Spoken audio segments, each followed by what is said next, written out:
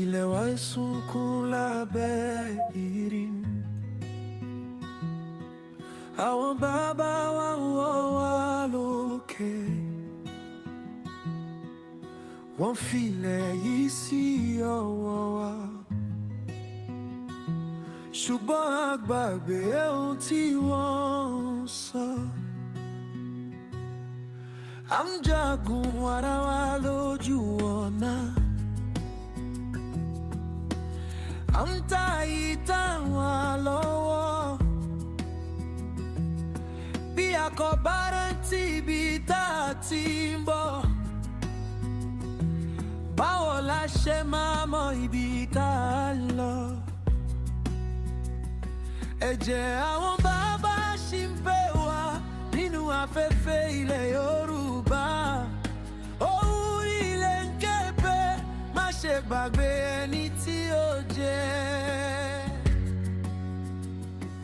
Kí a ronú Yorùbá kọ̀ọ̀kan, kí a gbé ilẹ̀ wa gọ̀.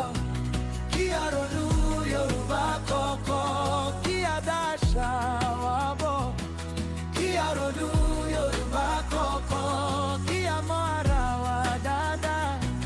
Kí a ronú Yorùbá kọ̀ọ̀kan, kí a pa ìtàn wa kọ́.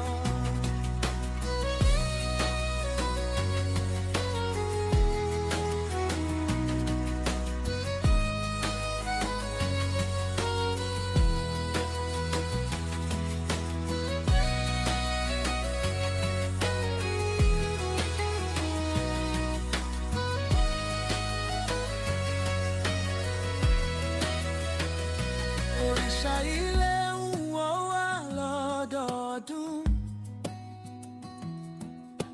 Àwọn bàbá ń dúró dè wá.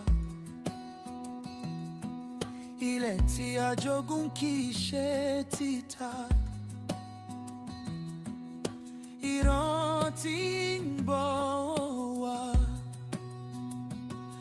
Ọmọ Yorùbá jí kúrò nínú oòrùn. Àkókò ti dé báyìí. Tí a bá fẹ́ ọjọ́ ọ̀la rere, a gbọ́dọ̀ rántí ara wa. Ilẹ̀ ìsọ̀rọ̀ nínú wàhálà wa, ìran wa ń pè wá padà. Ohùn nínú kébé, má ṣe gbàgbé ìtàn rẹ̀. Kí a ronú Yorùbá kọ̀ọ̀kan, kí a gbé ilé wa ga. Kí a ronú Yorùbá kọ̀ọ̀kan, kí a dá àṣà wa bọ̀. Kí a ronú Yorùbá kọ̀ọ̀kan, kí a mọ ara wa dáadáa. Kí a ronú Yorùbá kọ̀ọ̀kan, kí a pa ìdá wa mọ̀. Kí a bá ti lọ́kọ̀, ilẹ̀ Yorùbá yóò tún rọ̀.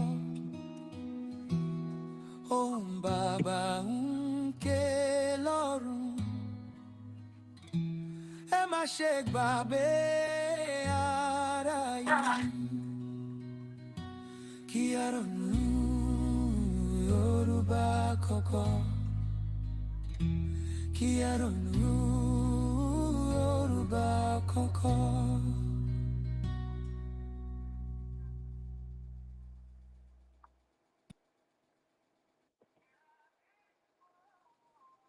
So, good evening, everyone. You're welcome to tonight's edition of our program, and this is the first program we're holding as a thing, as The thought the builders. thought builders. And I hope you can all hear me worldwide from our studio. My name is Abiodun Bakare, and my co-host tonight, Lola Adishina, will soon join me. And I have with me tonight the president of T-Wife, Mr. Bolarinwa, who will be our guest speaker tonight. And I don't know if X is hearing me, and Twitter and Facebook. Please, if you can hear me, kindly send us a signal from inside so we can know that you are listening to and hearing us from the studio before we start. I can still I hear don't think they are I'm not. hearing music from different music from X.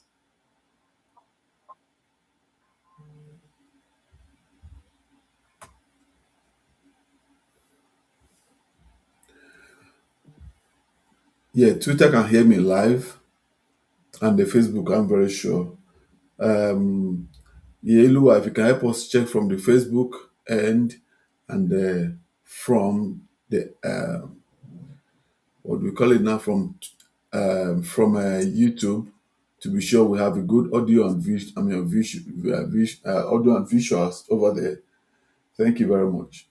What Once about again, on TikTok? yeah, and TikTok too. Thank you for reminding me. So tonight, I welcome you all once again. Before we dive into our program tonight, today we are happy and we are not really happy to notify everybody that TYF, that's Think Yoruba First, has suffered a profound loss with the passing of our patron, our very first patron in TYF, Chief Olalekan Alabi, a distinguished High Chief of Ibadan land and a steadfast advocate for Yoruba heritage. His passing is not only a loss to his family and Ibadan land, but also to the wider Yoruba nation worldwide. Throughout his life, Baba stood as a custodian of our history, traditions, and cultural identity. His wisdom, counsel, and unwavering commitment to the preservation of Yoruba civilization enriched our movement and inspired many. At this difficult time, we extend our deepest condolences to his immediate family, the Olubadan in chief, the people of Ibadan land, and all who mourn his passing. We also extend our sincere condolences to the Executive Governor for your state, Mr. My brain is just frozen. Sheyi Makinde. Makinde, my good friend, because of this shocking news. And also to Baba uh, in Ibadan land. That's our Kábíyèsí Kabiyesi. Ọba Rashid Ladoja. Yes, thank you, Are. We extend our condolences to these men and to the entire Ibadan land. As we may not know, Baba that just left Chief Olalekan Alabi is also in the line to become Olubadan, you know. So that's why we have to, it's a big loss to Ibadan land and also to TYF. As we grieve, we also honor his legacy by recommitting ourselves in this group to the ideals Baba cherished while he was alive, which is the preservation of Yoruba identity, the promotion of peace and unity, and service to our people. Baba he was a faithful Muslim who preserved and uplift the peace in his domain and also in the entirety of Yoruba land. That we can all live in peace without anybody, usurp anybody's authority and his life. May his memory remain a blessing and may his life's work continue to inspire generations to come. Baba Chief Esunreo Odiaranoko, may your soul rest in perfect peace. Are, you have a short thing to say about the passing of Baba before we move on Uh, to the program I today? don't. I don't have a short thing to say. I can speak from now to the end of the year about what Baba did for us. Without Oloyelekan Alabi, there is no TYF. Because Baba is is very very instrumental. Was very very instrumental in the establishment of Think Yoruba First organization. in many places where we couldn't open doors. Baba not only knocked the door for us and opened the door for us, he went to us through that door and sat with us. Baba Oloyede Kalabi, when we had the first uh, Yoruba conference at in London, which was about where we commemorated the Day of Peace, the Kiriji Memorial, at which we did in London.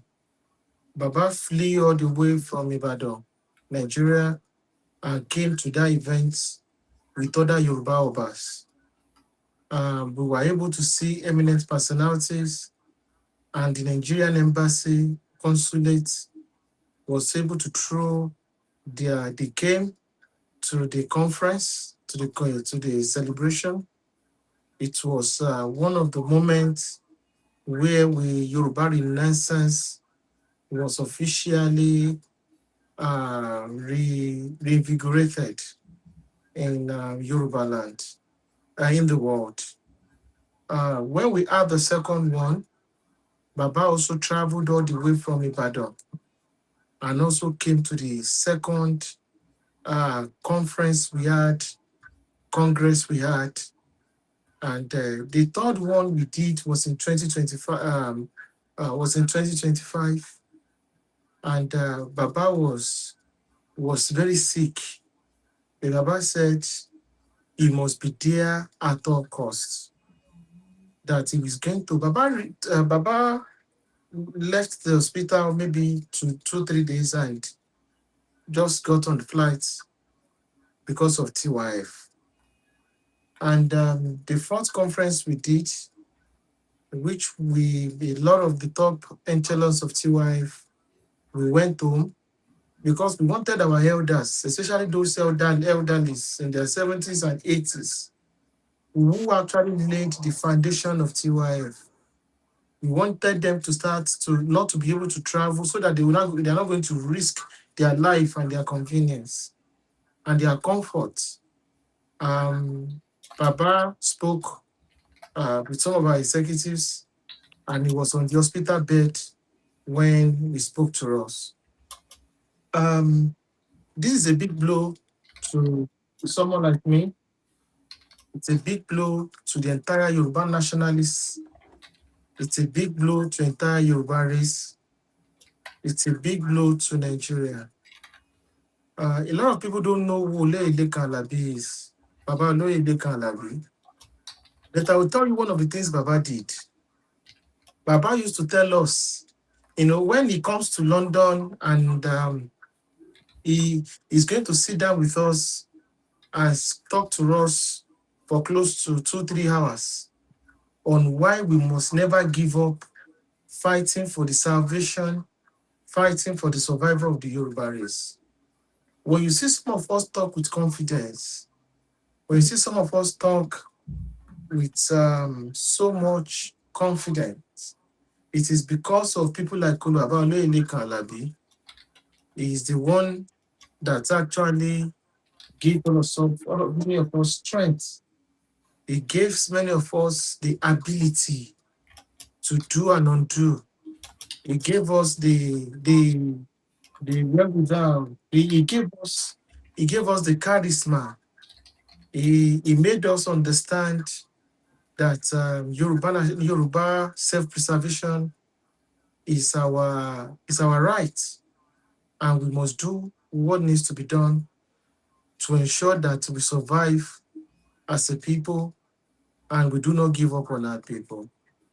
Let me tell you one of the things Baba Oloyede Kalabi did, that for the survival of the Yoruba race, this is not a propaganda.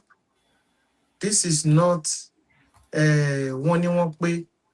This was what happened, and he told us on many occasions when Baba was alive. Baba died this morning, and will be buried according to Islamic tradition tomorrow. So the patron of TYF is a Muslim, was a Muslim. So which is why it's very, very funny when you see people, the extremists, trying to paint the image of this institution as Islamophobic.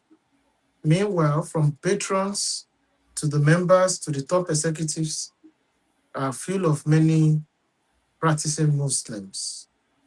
What Babaloyle Kalabi, he told us that during the time of General Ibrahim Babangida, there was a plan to totally nationalize all the things that Baba, all the things that Abawolowo did for the Yoruba race in the Western region.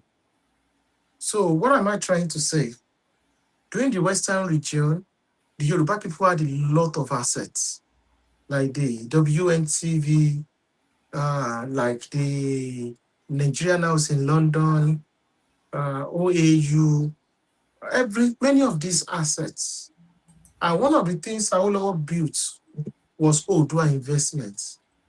One way or the other, some people in Nigeria wrote a powerful petition that all the investments, all the investments of Western region has been turned to a Nigerian property, except one.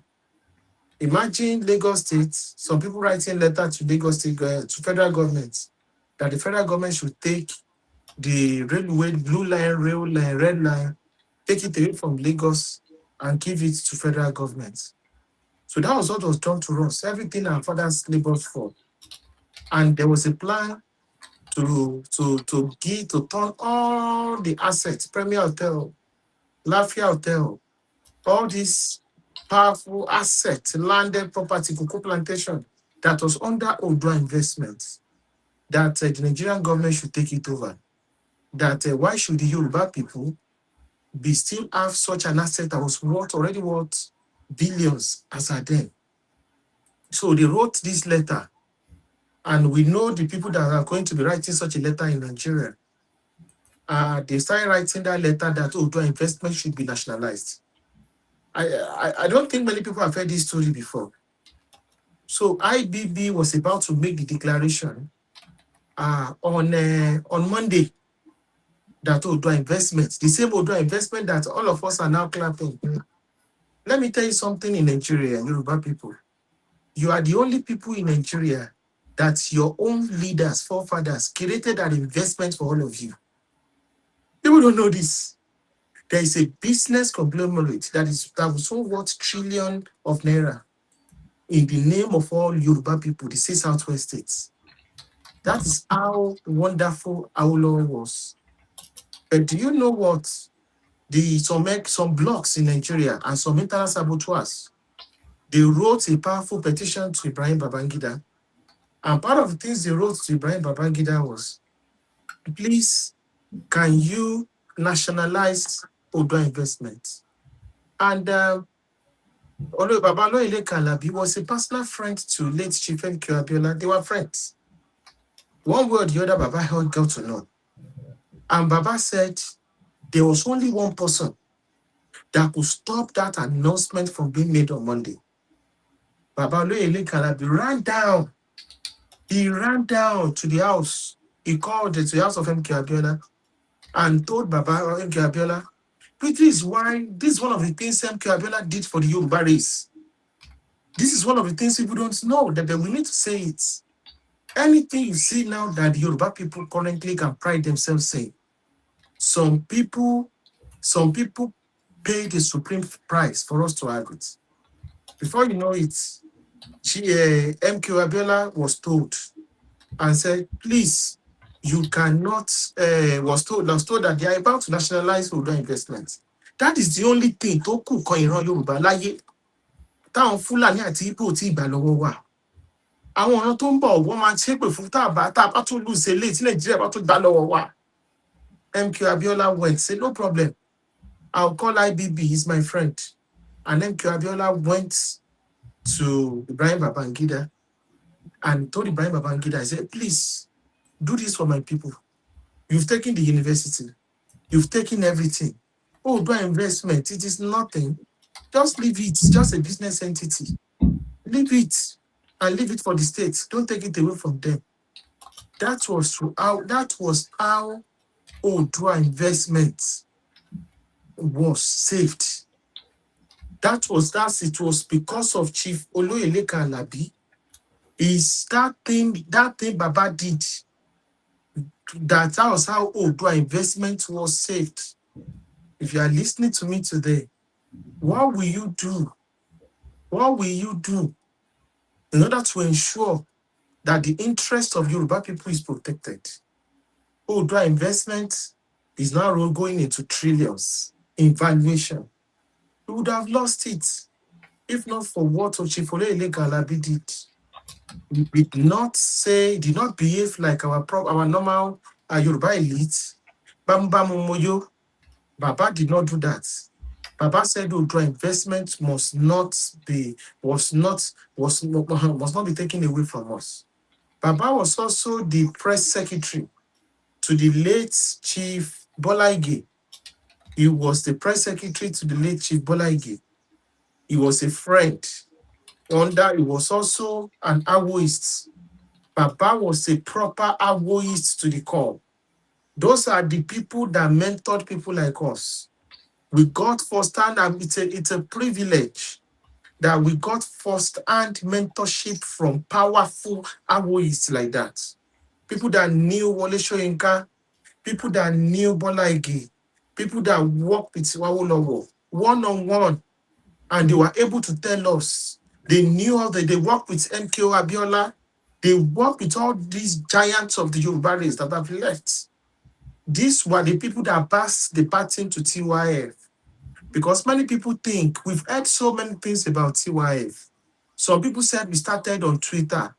Some people said it is a clubhouse group. Some people said it's a Facebook group. Some people say it's just a bunch of people that are trying to act as if they are somebody. But no, TYF started with the prayers and the support of the elders. We were properly mentored. We did everything that should be done. We did everything that should be done humanly before this institution was started. And it was somebody like Baba that ensured that we were able to do it. It's tonight, my heart is heavy. Tonight, I'm in pain. Because the last time I saw Baba was in 2025. He was sick, he was frail, and he still came to the TYF conference. There are so many people. When we did the TYF conference in Lagos, they were in Lagos, they didn't show up.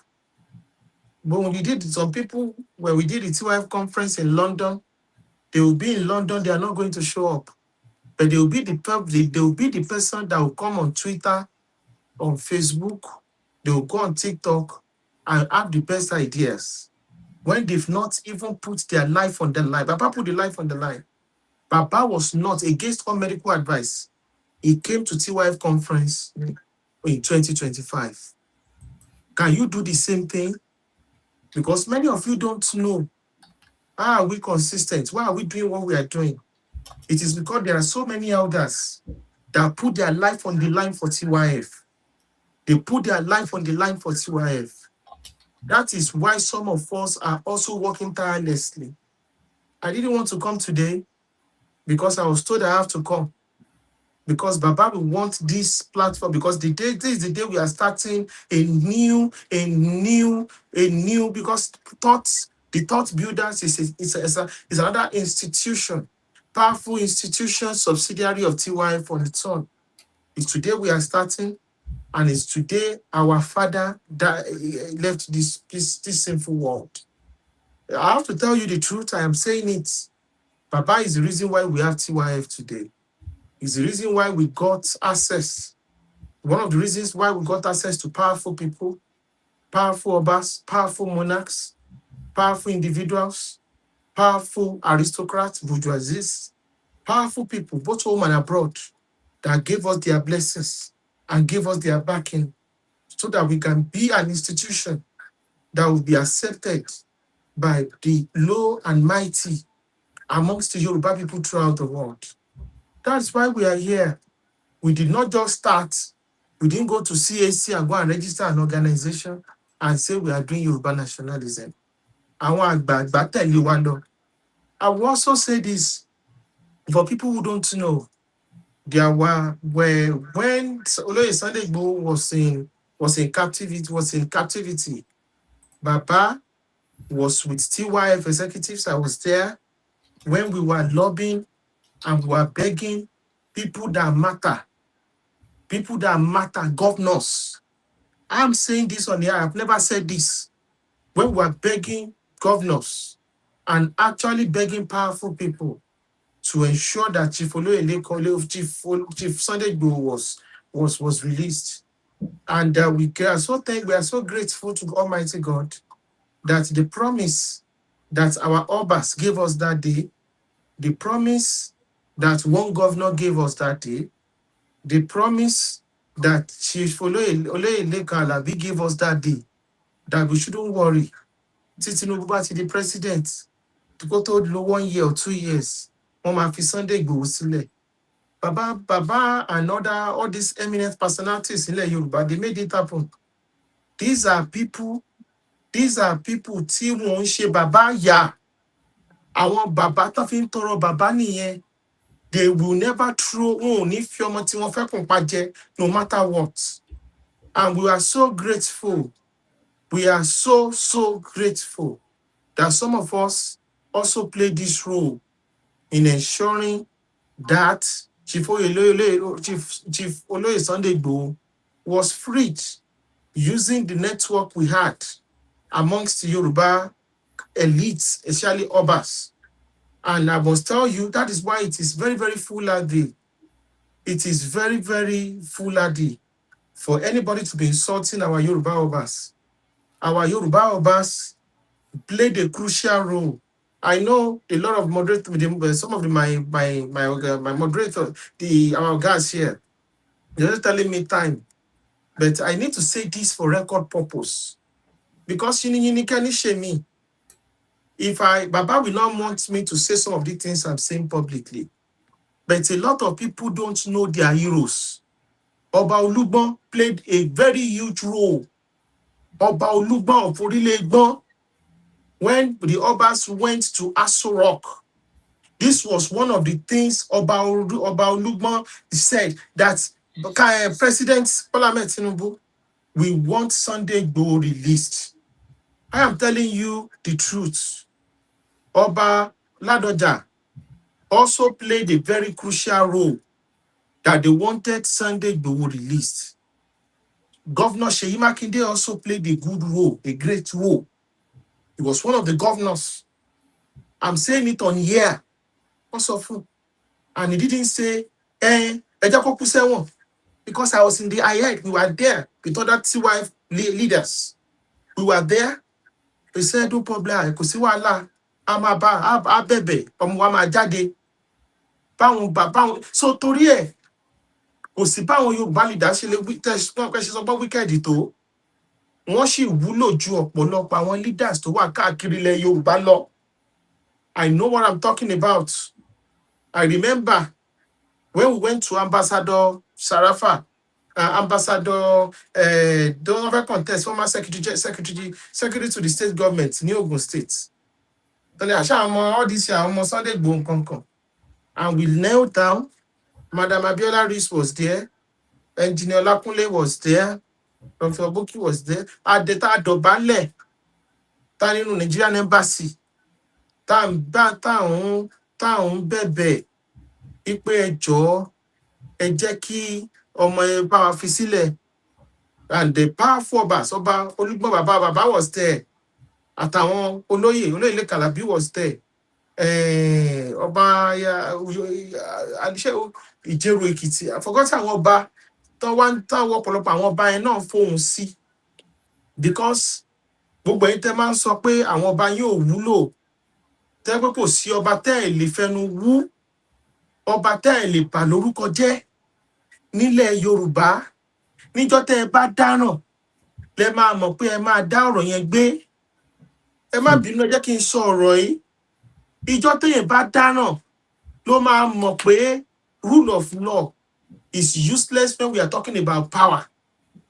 Àwọn ọba Yorùbá ò kéré nínú ayé o. They are very, very powerful in Nigeria.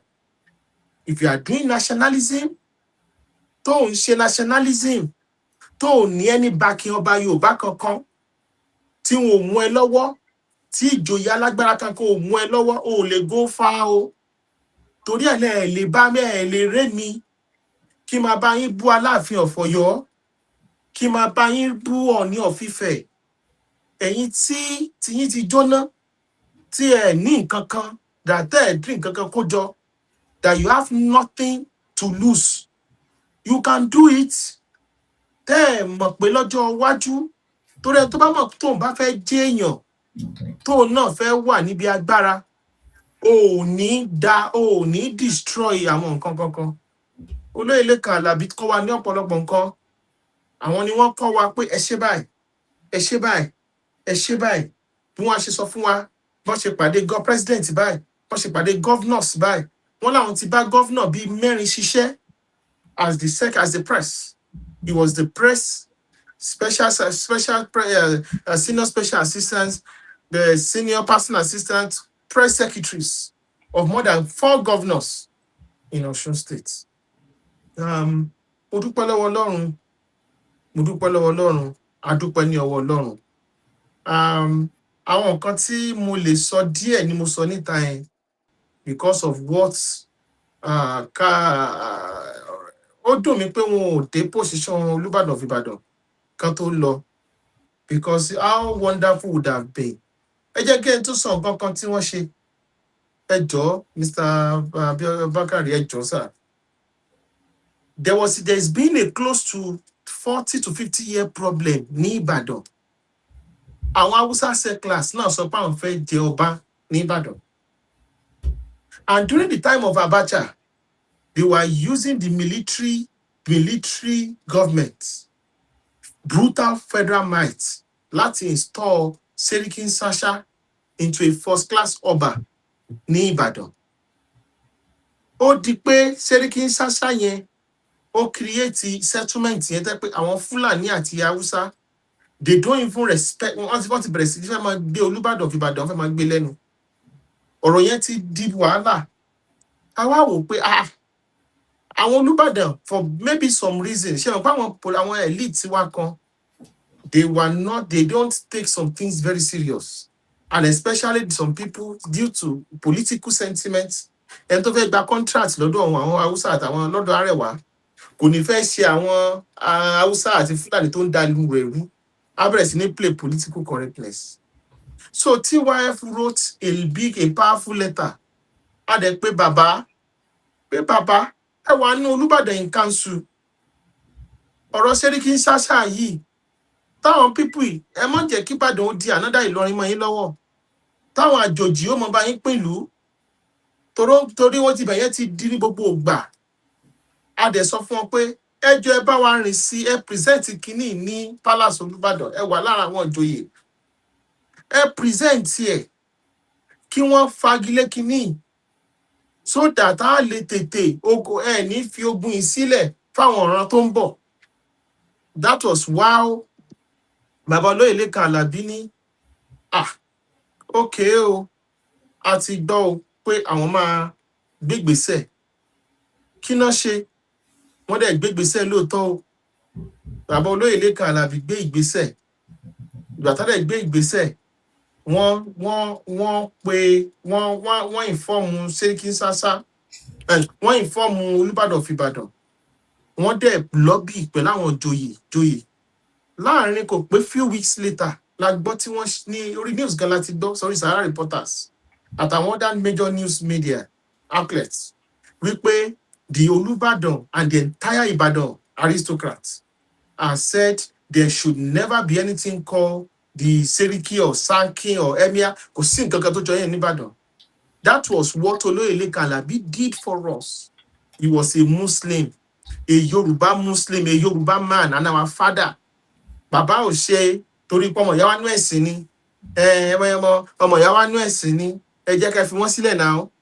Bàbá made sure wọ́n dúró wọ́n tẹ̀lé kinní yẹn tí tán fi ensure wípé kò sí nǹkan tí àwọn Fúlàní ò sọra wọn di ọba mọ́ wa lọ́wọ́ torí they were using lẹ́tà tán gbà látọwọ́ Abacha òun náà fẹ́ wọn fi claim pé àwọn làwọn níbẹ̀ yẹn nínú Ìbàdàn kẹlẹ́bà àmọ́ tó ń ṣẹlẹ̀ ìtọ̀sán olóyè Lékan Àlàbí torí àwa brief wọn a sọ fún wọn adẹ̀sánjọ́ yẹn pé adúpẹ́ o lọ́wọ́ olóyè Lékan Àlàbí n tí wọ́n ṣe fúnran Yorùbá n tán ṣe fún wa ní Ìbàdàn because ọ̀rọ̀ yẹn ti di ọ̀rọ̀ tó le. This is just one of the things tí some of the things, some of the few things because there's a lot. ẹ ṣe gan ni táwọn ní ká máa sọ̀rọ̀ bàbá òní á lọ ọ̀la á lọ ọ̀túnla á lọ. We'll be having beautiful and wonderful messages, I'm sure, from Twitter too. People have been commending Baba Oninure, may he rest in peace. That's from Abat Adeolupo from YouTube. Also from YouTube, Mr. Abela Jimom, he's so content to rest in perfect peace. Ashewa, same Mr. Abela Jimom, he will be greatly missed. Mr. Bukumi Rabiu from YouTube, peace and blessings to Ari and the TYF team. May the soul of the departed rest peacefully. Even látorí Facebook náà, Mr. Ṣẹ́gun Akíntádé, kí Elédùmarè tẹ́ wọn sí afẹ́rẹ́ rere, àmín. Ẹ ṣé gan ni. We thank you all for sending in your condolence messages to TYF and the family of Baba and the entirety of Ibadan land.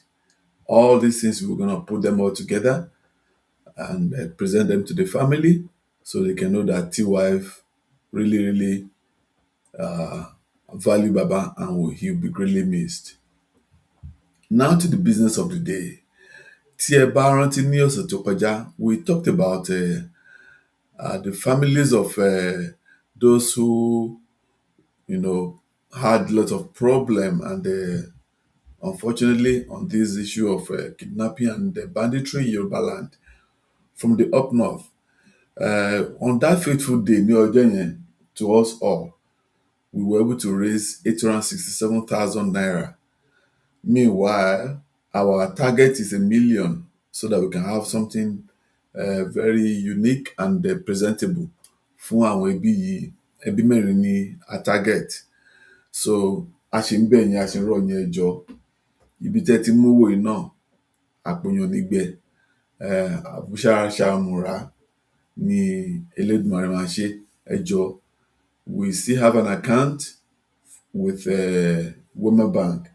Jọ̀ọ́ Àníkẹ́ àti Madam Àjọkẹ́ Adé, ẹ bá bí jáde lórí Twitter what the account number is, and our backroom team, Sister Àjọkẹ́ Leko, please help us to scroll this on the screen so that we can have people from YouTube and Facebook and TikTok have access to that Wema Bank account so that we can be able to put in funds to make sure we hit our target, if not possible, even do more than what we anticipated. Hey Joe, please, we look forward to your contributions tonight as they keep rolling in. And we have a group, Tonwa, the Aluminium Cooperative from Eko, and this is where Yorubas have gathered themselves together.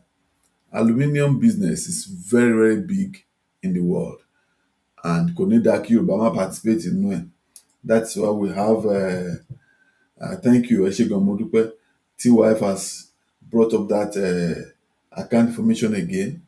Thank you, Anike and Madam Ajoke Ade from that end. Ogwadulawo Sociocultural Organization ní Women Bank, and the account number is 044 614 2984. Ẹ ṣeun. And please, the reference should be Orire Victims. Put it that bed. Thank you very much. So, Olukumi team is just asking a question now. What of the donations they got from the politicians? Well, àwọn ṣe tiwa gẹ́gẹ́ ọmọ Yorùbá. The politicians, they too, they will do their own part. Ẹ ṣé, thanks for that question. So Ààrẹ, thank you very much lẹ́ẹ̀kan sí adúpẹ́ lọ́wọ́ yín. The thought builders, orúkọ tẹ́ mọ̀ wá sí tẹ́lẹ̀ is Yoruba nationalism. Now that name and brand has metamorphosed into the thought builders, and we will take time to kick off and run this night's presentation based on that new name. You notice we push out some videos from Are during the week, and we had our poster out here for tonight's topic, which is Theocratic Colonialism as a tool of Arabization and Fulanization. We have told everybody, and we are all seeing now, where Islam is not the problem of anybody. Because ní ilẹ̀ Yorùbá, we have lived over 500 years, almost half of a century, if not over half a century, ní ẹ̀sìn tí wà nílẹ̀ Yorùbá. We can have, because ọmọnìyàn ni wá, we can have misunderstandings, a pocket of issues here and there. But pé bí ọjọ́ kan wà tí àwọn kan ní kí wọ́n fẹ́ ṣe òfin tó máa báǹdì Kìrìsìtẹ́nì, àbí Kìrìsìtẹ́nì á ṣe òfin tó máa báǹdì ní Mùsùlùmí, àbí tí àwọn gómàràjì àbí àwọn onífà wa, àwọn ológun, àwọn ọlọ́ya, àwọn ọlọ́ṣun tó máa gbé òfin kan jáde tó máa de Kìrìsìtẹ́nì àti Mùsùlùmí mọ́lẹ̀ tí wọ́n lè ráyè ṣe ẹ̀sìn wọn, kò ṣẹlẹ̀ nílẹ̀ Yorùbá rí. What is so unique about Yoruba land? Tí ẹ bá jókòó tí ẹ bá wò, Oòduà kì í ṣe Kìrìsìtẹ́nì, Ọ̀rúnmìlà kì í ṣe Mùsùlùmí. Ẹ ká dárúkọ wọn bẹ́ẹ̀ lọ, wọn ò ṣe gómàràjì, wọn ò ṣe kankan ní àwọn ẹ̀sìn wọ̀nyí, ṣùgbọ́n àwọn tó jẹ́ babalábá wa nìyẹn. Nǹkan tó lè gbé kalẹ̀ fún wa as our history, as what we are proud of today, tó jẹ́ ká di ẹni ńlá káàkiri orílẹ̀-èdè àgbáyé tí wọ́n fi ń bẹ̀rù Yorùbá, tí wọn kì í máa fi fọwọ́ rọ́ wa sẹ́yìn pẹ̀lú bóyá ìgbìyànjú tó nílẹ̀ Nàìjíríà yìí. It shows that ẹ̀sìn kọ́ ló sọ Yorùbá di ẹni ńlá. It is the culture, it is the tradition of our people ló jẹ́ ká di ẹni ńlá. Tó fi di pé nígbà tó ń kó wa lẹ́rú gan-an lọ, àwọn ibi tó ń kó wa lọ, wọn ò lè pa ẹ̀sìn yẹn rẹ́, wọn ò lè pa ìgbésí ayé yẹn rẹ́. Kàkà bẹ́ẹ̀ ní Brazil ní èní, Yorùbá mà lẹ́nu. Ẹ dé Cuba, ẹ dé Argentina, ẹ lọ sí El Salvador, name all these countries tí àwọn babaláwa tó ń darí sí. Kì í díje pé àwọn nìkan ló kó lọ́bẹ̀ o. Ṣé Zulu ni wọ́n kó wọn lọ? Ṣé Nnamdi ni wọ́n kó wọn lọ? Ṣé àwọn Fúlàní gàtàsà wọ́n kó wọn lọ? Gbogbo wọn ló kó lẹ́rú. Gbogbo ilẹ̀ èdú náà kó lẹ́rú. Ṣùgbọ́n the only one race tó kù tí ò parun òun ni Yorùbá. So what is unique about Yoruba land? Òun la ṣe dá pé ní òní o, we are going to start with Theocratic colonialism as a tool of Arabization and Fulanization. So we're here tonight. Once again, I will welcome us all to our inaugural edition of the Thought Builders, which is an intellectual platform by Think Yoruba First, dedicated to examining history, politics, culture, governance, and civilization through evidence, reason, and respectful dialogue. Tonight's discussion addresses a subject that evokes strong opinions. Our objective is not to attack any faith or people, but to critically examine ideas, historical processes, and political developments. We encourage everyone to listen carefully, ask thoughtful questions, and engage respectfully. Ní àárín ọ̀sẹ̀ yìí, a gbọ́ tán ní pé ẹnìkan ní Burkina Faso, wọ́n ló sọ pé nígbà tẹ́ lọ sí Amẹ́ríkà tẹ́ fẹ́ lọ invest $1 trillion ẹ máa fún wọn. Ó wá kún tí wá ń sin ẹ ní àwa ò nídìí owó, àwọn kan tá a nídìí owó bó ti jẹ́ ìdajì àbí ìlàrin owó yẹn ẹ gbé wá fún wa. káwa ní máa kọ́ mọ́ṣáláṣí fún wa ẹ ṣáà máa ṣe ọlọ́run tí yín ẹ̀yin lẹ nídìí ọ̀run Amẹ́ríkà ò nídìí ọ̀run so ẹ jọ ṣé ẹ̀sìn lélẹ̀ ni àbí Arabization kí ni ìyàtọ̀ tó wà láàrin méjèèjì. So tonight we are going to explore the question that goes beyond religion. It's about identity, history, and the future of Yoruba nation. We have been a home to Muslims, Christians, and practitioners of indigenous traditions. Unlike many societies that have been torn apart by religious conflict, Yoruba have largely built a culture where families, neighbors, and communities of different faiths have lived together in relative peace. That same peace ló sún ẹnìkan náà pè ní Bọ́lá Tinubu tó sún dọ́dọ̀ rẹ̀ mi tó fi wọ àwọn tí ẹ wọ ẹ̀sìn. The last condition when it comes to marriage in Yoruba land is to keep irú ẹ̀sìn wo ló ń ṣe. Wọ́n fẹ́ra wọn and they are living peacefully, happily. Ẹni tó wà wò lẹ́nu lọ sí mọ́ṣáláṣí, tó wà wò lọ sí ṣọ́ọ̀ṣì kò kan ayé tí wọ́n á ní pé ìfẹ́ wọn ló ṣẹlẹ̀ Yorùbá mú. What made that possible? How can we preserve that harmony while safeguarding the language, the customs, and the cultural identity that define us as a people? Are, you're welcome. Thank you very much. You are muted if you don't know. I was waiting. Today, thank you so much. Left can you use in speaking to us? Pardon? How many minutes more can you use to speak to us? Okay, Mr. Bakari wants to time me. If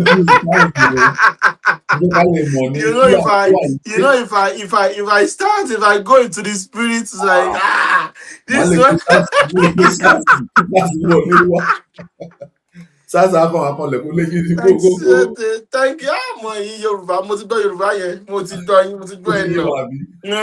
you. So I'll be time conscious, and okay. You can always type the way you be typing to me, sir. Right. Basically, this lecture within 35, 40 minutes should be enough. Okay, so that we can continue next week if we need to continue. We can do something else next week. Okay. It's thank you so much, sir. Yeah. If you are with us on Twitter, on Facebook, on YouTube, on all the social media, TikTok, Ejo, please help us retweet this space. Because I can see from Twitter now, we are not even up to 200 yet. Please, Omo Yoruba needs to hear this message from Mare tonight. It's very, very key and essential to our civilization and to our protection. Esheon, thank you. Are, go ahead. Thank you so much. I've been enjoying the little lecture Mr. Bakari has been giving us about theocratic colonialism. It was so soothing. It was so nice, and we are so grateful to Almighty God. I also want to really, really thank the entire members of TYF, and God will continue to be with us. God will continue to fortify us during this dark moment, because we lost one of our field marshal, Baba Oloyeleka Alabi, the Bay Abese Olubadan. Is one of our pillars that Baba Sinwa Debiti Rutinibawa. We are so grateful to that, for that, to Almighty God for that. I almost didn't want to come show up for today's lecture, because I was physically shaking, very emotional. But I know Baba will want us to go ahead. Baba will say, any show. So that's why we're here. And tonight's topic is a very important topic. And before even talking about the topic, a lot of you that have been with us for the past couple of years, you've seen a transformation in what we are doing here. From Yoruba Runu series now, it is to Yoruba Nationalism series. Now the Thought Builders. The Thought Builders, hopefully we hope this is where we are going to stay as Olodumare leaves. The Thought Builders, it's a platform for everybody throughout the world. It's a platform for people in the powerful countries of the world, for people in the less powerful countries of the world, for first world countries, and for people in the global south. It's especially people, the indigenous people across the world, needs to be able to come to this platform, to be able to participate, and to be able to actually teach, and so that everybody will be able to cross fertilize ideas, so that indigenous civilizations in the world are going to be saved. There are six basically geopolitically sound geopolitically existing countries, continents in the world, from Europe to North America to South America to Australia. And I can tell you that in three continents to be specific, uh, virtually all the indigenous people have been wiped out in Australia, in North America and South America. Though a whole three huge continents have been dominated by and conquered, and the indigenous people literally almost wiped off the surface of the earth by European settlers who were able to use their knowledge and their advancements in industrialization to be able to conquer the world and shape the world. And this is why Europe is powerful, because it was the proceeds of that conquest that took Europe straight to the top above other Asian civilizations, especially from Central Asia and East Asia. The Thought Builders, it's a platform if you really, really want to shape your mind, to sharpen your mind in geopolitics, if you really, really want to sharpen your mind and shape your mind in order to understand what has happened in the past, what is currently happening in the present, and what might happen in the future. So this platform is for everybody. We want almost every ethnic nationality to come to this platform and actually see the world from the perspective of people from the global south. Because the problem is that the oppressed, the masses, the indigenous people across the world, the people in the global south, despite the fact that they are at the bottom of the food chain, despite the fact that they are at the bottom of the pyramid, they are still looking at the world from the lenses of their colonizers. They are still looking at the world. They are still defining the world by the lenses of their oppressors.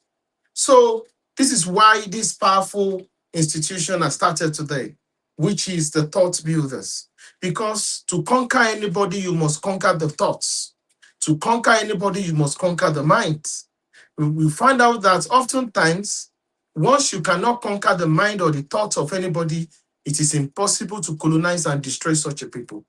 The reason why, despite the fact that Asians and Africans were both colonized mostly by European powers, many Asian countries were colonized by European powers, and many ancient kingdoms and civilizations were also colonized by European powers. But we found out that while Asians, within 10, 20 years, were able to decolonize their thought, they were able to decolonize their society, they were able to decolonize their country, they were able to decolonize everything about them within 20, 30, 40 years after colonialism ended. The reality is, Africa, instead of decolonizing, Africa continues continues to sink deeper into the world view, into the shackles, into the chains of a new form of colonialism, which is called neo-colonialism. It is absolutely wrong for people to think um, that it's the only form of colonialism that happened in Africa was just European colonialism. There were actually three types of colonialism that took place within Africa. There was Arabic for the past 1,000 years. There is Arab imperialism, which is where out North Africa, East Africa, and some part of the Sahel, even some part of West Africa was lost to Arab conquerors and Arab invaders. The second form of imperialism was European imperialism, which we all know. This was affirmed. This was properly orchestrated in 1884 Berlin West African Conference, where European powers were able to break up Africa into pieces. The Germans, the French, the English, the Portuguese, the Spanish. Everybody took their share of Africa. That was the European, and it was the European imperialism that actually determined the borders of Africa. The borders, the structures, the countries that we currently have in Africa was actually shaped by European imperialism. Demography was shaped through Arab imperialism and Arab colonialism and the exploitation of the African continent. So another type of colonialism that also took place, um, another type of colonialism that also took place in Africa was Africa was a form of internal, inter-African or intra-African colonialism, where some African groups were also colonizing some African groups. I'm going to give three instances. The Tutsis colonized the Tutsis, the Hutus. That's the reality. The Fulanis colonized the Hausas. You also look at the case of Ethiopia, where you have the Amara colonizing the Oromos, colonizing the Afa, colonizing the Noahs in Gambela, colonizing the Somalis in that place, in that area of colonizing it in Grai, in that area that is now called Ethiopia. So that's how Ethiopia speaks one language, because it was the Amaras that conquered that place, that still used the means of violence and statecraft and their political Orthodox Christianity to be able to shape Ethiopia into what has become. So this is a form of colonialism. So when you hear colonialism, we should stop thinking colonialism because colonialism only or imperialism only happens.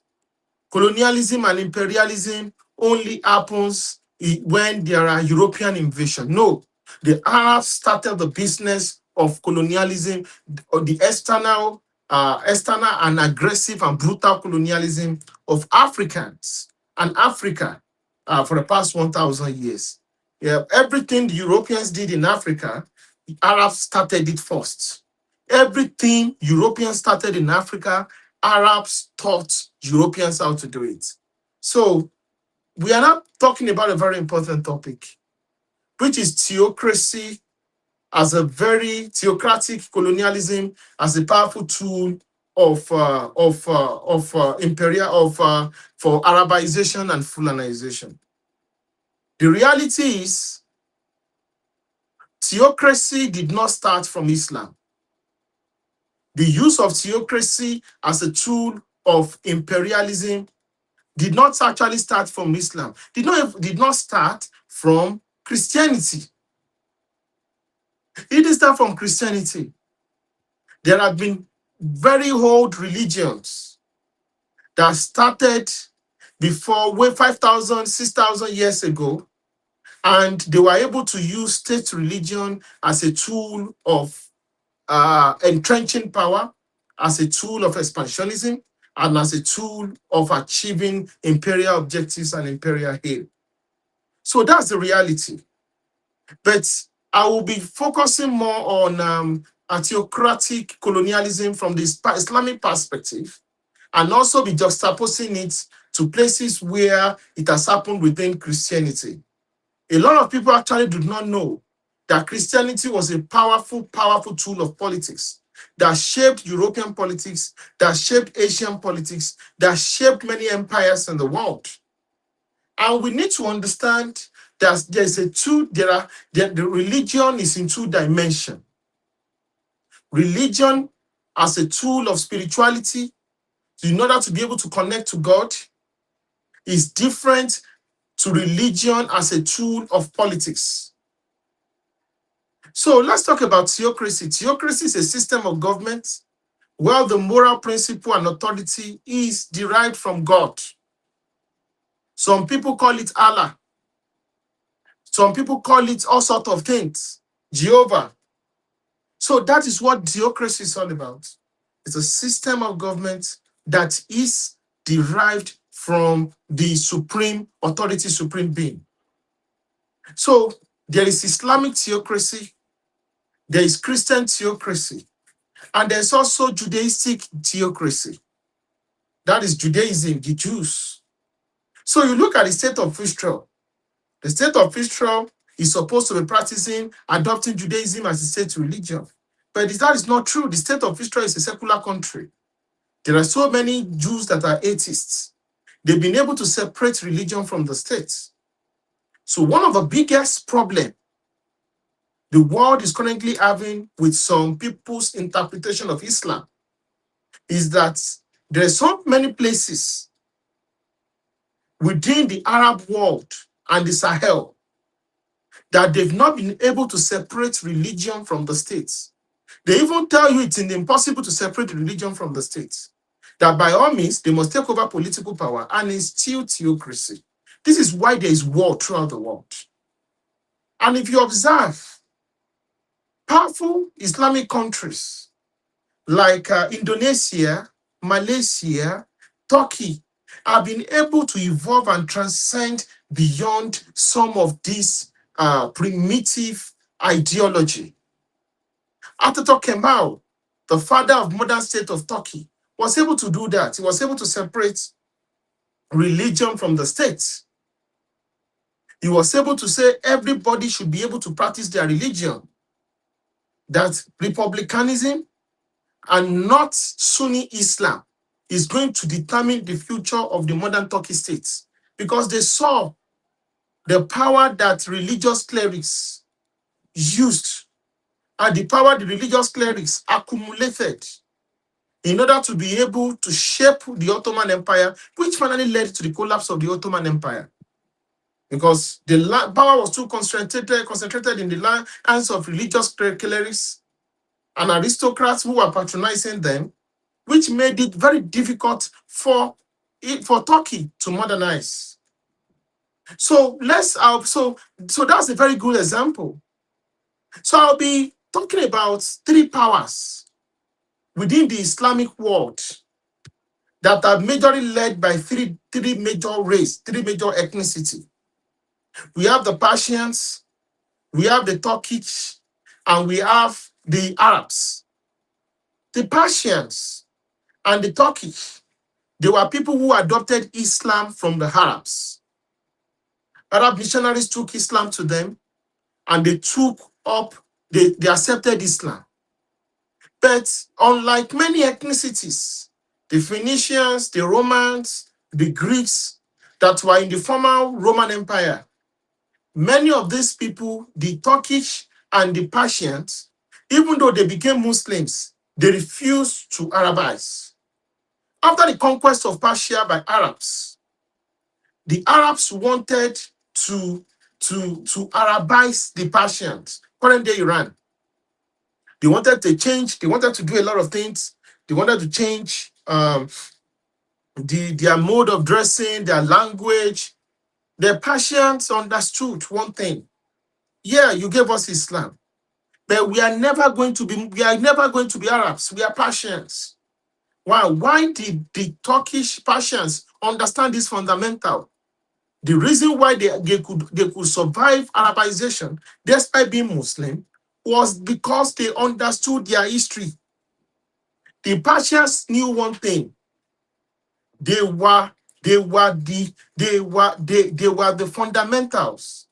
They were the first true superpower in the world. The Persian Empire was the most true superpower. You can be a regional power. You can be Egypt, Asian civilization, Egyptian empire, Chinese empire, and Chinese. You can have all these empires, but the true superpower, the first true superpower, was Persia. So the Persians did not see themselves inferior. Yeah, you brought Islam. That's where it ends. But before you brought Islam, we had one of the best mathematicians. We had one of the best astronomers. We built great civilizations. We built great buildings. We built great monuments. We were writing. You didn't come and teach us that you did not bring civilization to Persia. The only thing you brought to Persia was just religion. That's where it ends. That is how people that want to survive Arabization, that is how they survive. Because they could separate between religion and civilization and power and politics. Another good example are the Kanuris. Look, let me tell you.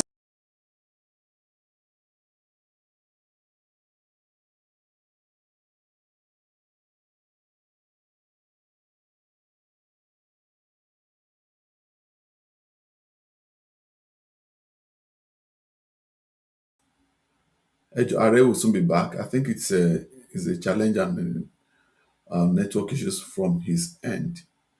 Let's just give him a second. I think he just reconnected. Let me tell you something about the You Kanuris. were broken there, Are. You that was it. Let me tell you something about the Kanuris.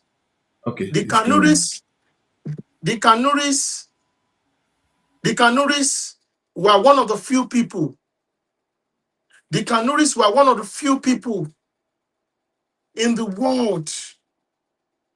The Kanuris were one of the few people in the world that actually understood this fundamental difference. Do you know that in the northeastern part of Nigeria, we have Arabs? They call them the Shua Arabs. Arabs that have been in that part of, in fact, we have people of Turkish heritage that came from the Ottoman Empire, that came from North Africa to come and settle in the Kanuri Empire. But they could not Arabize the Kanuris, because the Kanuris have an understanding of who they were. They built empire. They built an empire, an Islamic empire, 800, 900 years ago. So when the Fulanis, who believed that it was their golden age to dominate and conquer the whole of West Africa and the Sahel, and they wanted to extend the Sokoto Caliphate into Lake Chad, because the Lake Chad was one of the richest places. It has been a place of rich economic abundance. Look, let me tell you something about the Sokoto Caliphate. The Sokoto Caliphate was not just a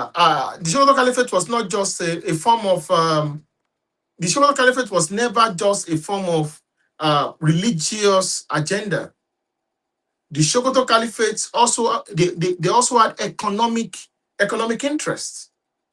All the places, the cities, the regions that the Sokoto Caliphate conquered was for two things. For instance, the Sokoto Caliphate conquered and annexed the Hausa city-states and turned them into a Fulani ruled vassals, because those were powerful centers of commerce, like Kano. Kano was a very rich city for the past 6,600, 800, 900 years. So they were able to conquer it and able to use the riches, just like the way the Turks were able to conquer Constantinople and use the riches of Constantinople to build one of the most powerful empire the world has ever seen, which was the Ottoman Empire. So they wanted to take the Sokoto, they wanted to take most of the important, rich and powerful states. The Caliphate also was, their eyes was also on the Oyo Empire, because the Oyo Empire was very rich, very, very prosperous. And they had to look for an opportunity, an internal power tussle, before they could start using their local, they could activate their local cells. It was their local cells and the Fulani people that were residents in the Oyo Empire was able to use some of our radicalized group people who believe in Islamic Brotherhood, who had been brainwashed into Islamic Brotherhood, and they were able to destroy the Oyo Empire. But this ideology, this mindset, could not work on the Kanuris. So when the Sokoto Caliphate was now attacking, the Fulanis were attacking the Kanuris using their Hausa peasants. because the Hausa peasants were just being used. They thought they were doing something good. That is what theocracy does. They would say that you are doing for when you die, you are going to heaven. But the reality is, even if you don't die, your children will not be able to attain the highest level of leadership in that society. You are just a cannon folder. But don't ever underestimate the power of theocratic manipulation. Have you seen people that are going to say their pastor asked them to start eating grass? And they start eating grass. That is the power of theocracy. It is, you don't question theocracy. When you question theocracy, you are in theocratic settings, they will start making you get out, you become afraid of death. That is what theocracy does. How we have to tell ourselves the truth. This same ideology, they tried it. It worked on many people. It worked on some Yorubas in Ilorin. It worked on many people, on many Nupe people. It worked on the Hausa city-state. It worked on so many ethnic minorities in the Middle Belt. But it did not work on the Kanuris. The Kanuris fought back gallantly. Because Kanuris asked themselves the question. You say you are bringing Islam to us. We've been practicing Islam for more than 800 years. So what of Islam are you bringing to us? This is Fulanization. We don't want to be Fulanis. We don't need to be under your empire in order to be able to go to Al-Jannah. You don't need to tell us the Sunnah. We can read and write. So what is so special? What civilization are you bringing to us? You Fulanis, what are you bringing to the Kanuris? We can write Arabic. We can read Arabic. We can even use the Arabic alphabet to write the Kanuri language. We have scholars. We've been practicing Sharia law. Our empire stretches from the banks of Lake Chad to southern to Libya. We've been trading with the Ottoman Empire for over 400 years. We've been trading with the Arab world for more than 1,000 years. So what exactly are you bringing? The Lake Chad, the Kanuri Empire stretch all the way from the current day northeastern part of Nigeria, Maduguri, all the way to Sudan. So what sort of religious theocracy are you bringing to us? They asked that question. That was the first defeat. Look, the Fulanis have never been able to defeat anybody that they could not manipulate first with religion. Before Fulani conquest starts, and before proper Fulani conquest can be successful, they must first manipulate and destroy you with religion. That was what Traore did. We saw what Traore was doing in Burkina Faso. Traore understood. He asked people, they know what is going on ground. Traore said, you cannot come around here and be asking, you are not giving our children scholarships to go and study medicine and surgery. You are not giving them to go and study artificial intelligence. You are not giving them scholarship to go and study cybersecurity. But you are giving them millions and millions, billions of dollars worth of scholarship to go and study Wahhabi form of Islam. And once they are done, you don't allow them to practice in Saudi Arabia. You don't even give them work permits to stay back in Saudi Arabia. Once they are done, you ask them to return back to Burkina Faso. These people, for the past 7-8 years of their life, they from bachelor degree to PhD, they've only studied Wahhabism and Sharia law, your own version of Arab, and they've studied Arabism. After 8-10 years, they become Arabists. They are put on stipends. They are collecting $200, $300. They get all these grants. They bring them back. They return to Burkina Faso. What do you think they will be preaching? What do you think they will be doing? So that was what Traore said, no, we will not allow you, because they studied. Burkina Faso used to be a very peaceful and progressive country. And what happened? People that came back started preaching fundamentalism, started radicalizing their youth, started radicalizing their government, started socially engineering their society. Before you know it, terrorism became a norm in Burkina Faso. So you have to understand that theocracy Theocracy is a powerful tool for political control. The same thing also happened. I'm giving you examples of regions, states, kingdoms, empires, and groups that were able to survive theocracy. One of the reasons why Ibadan was able to subdue and prevent Ilorin from taking over the entire Yoruba land in the 19th century was Ibadan, especially Ibadan Muslim Islamic warlords like Balogun Oshundina, Balogun Ali of Iwo, Tibi Lagunju Abi Ibofede. Even though these people were Islamic scholars, they could read and write Arabic, they pray 5 times a day, they were pious Muslims, but they were fighting on the side of the Ibadan army, of the Oyo army, to go and confront the jihadists coming from Ilorin, because they could separate religion from the states. They could separate religion from the states. You need to be able to separate it. The inability to separate it, you are going to fall into trouble. Let me tell you the way jihadists actually, how they operate. Jihadists are going to tell you, oh, they are fighting Islam. Jihadists are going to tell you, oh, they are criticizing Islam. Jihadists are going to tell you, oh, they are trying to dominate Islam. Jihadists are going to tell you, oh, they are speaking against Islam. Oh, because they are speaking against Islam, we must suffer. It's all lies.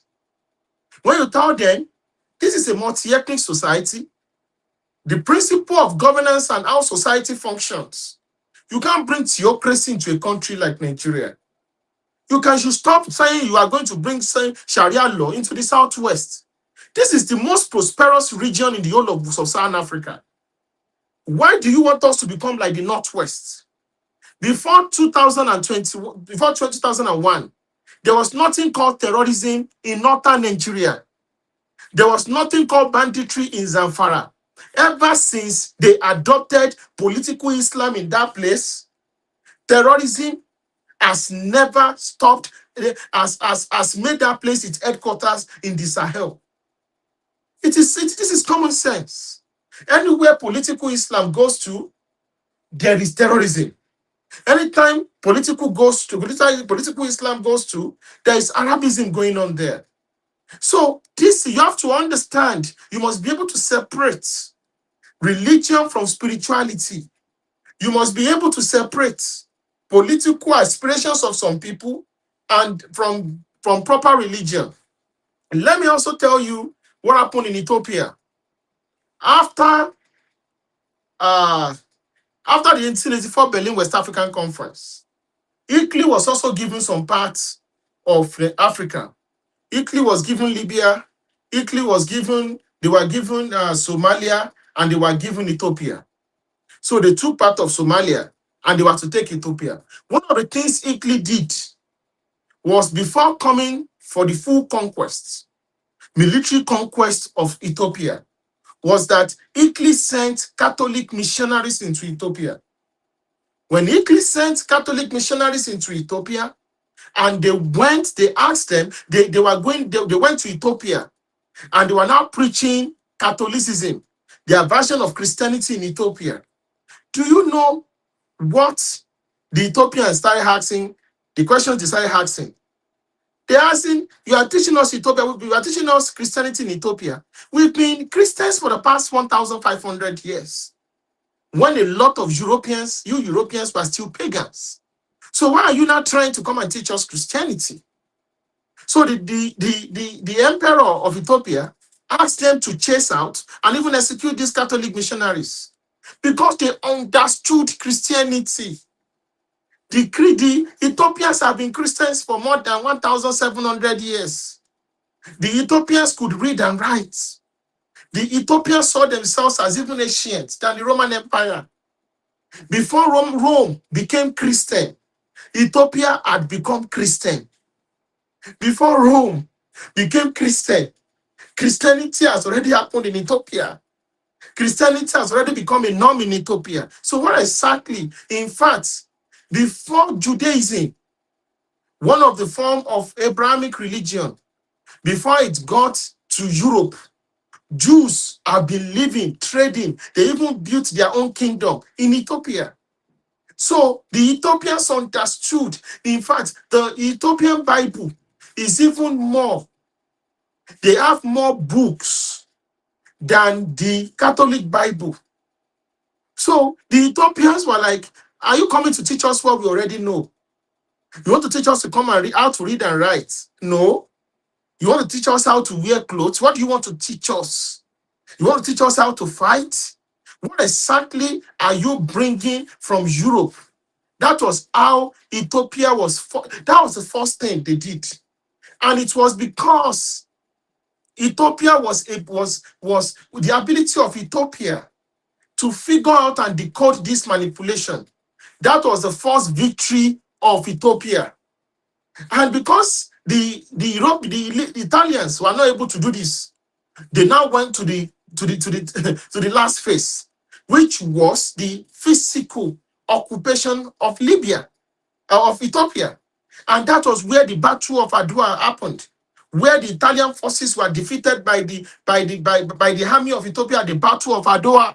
So you have to understand that they were able to ideologically and intellectually defeat theocracy, theocratic colonialism. They could not use theocracy to soften the ground.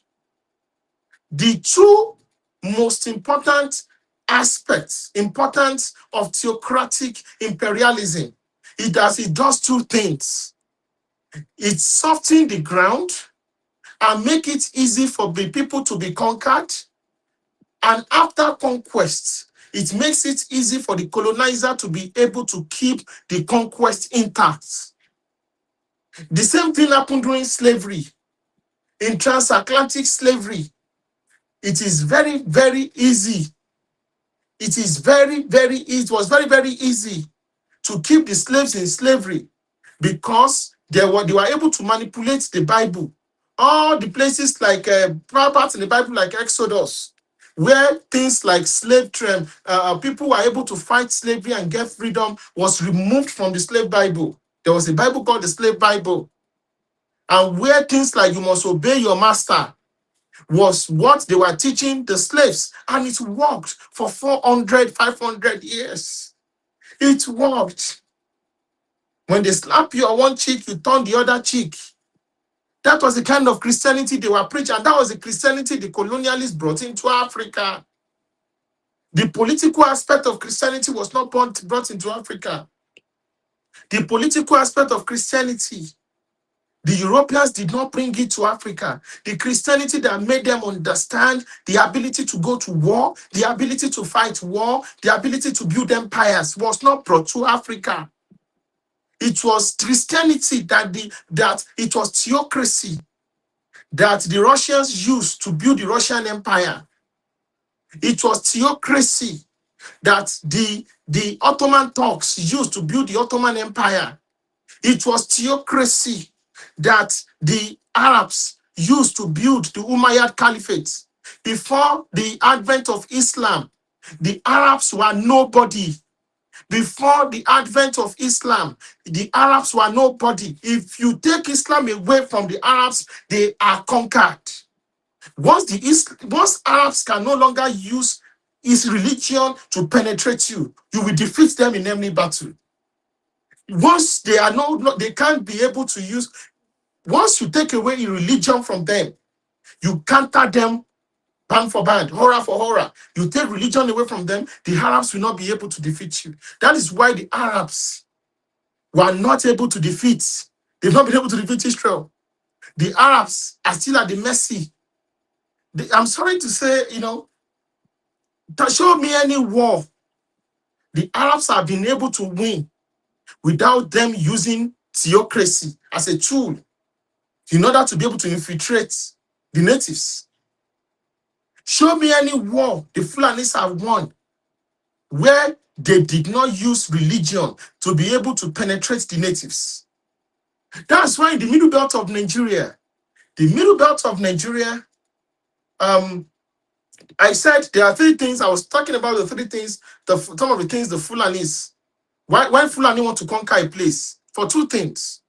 They try to control the economic, get more land, one.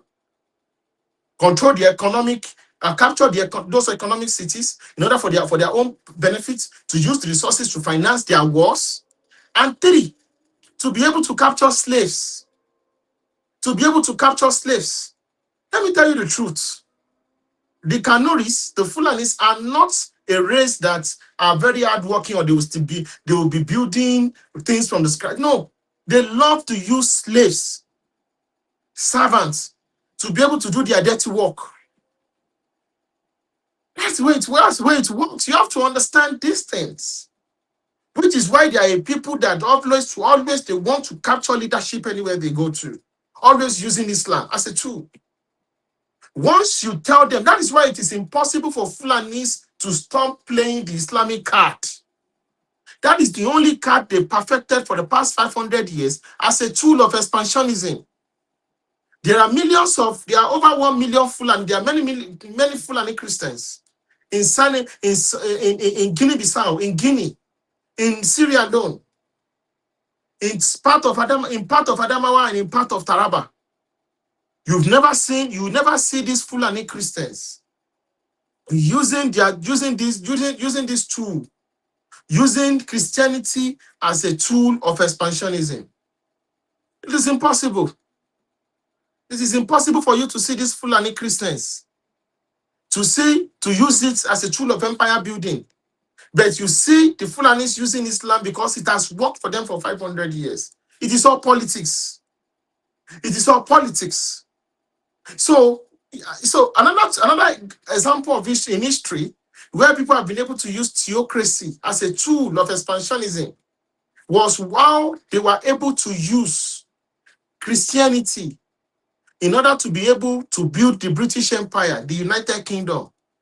So after the English monarch left the Catholic Church, he created his own form of Christianity called Anglicanism. And when they conquered Ireland, they forced the people of Ireland to adopt Anglicanism. You either adopt Anglicanism or you are pushed away. So that is the reality. That is the reality of empire building and use of theocracy.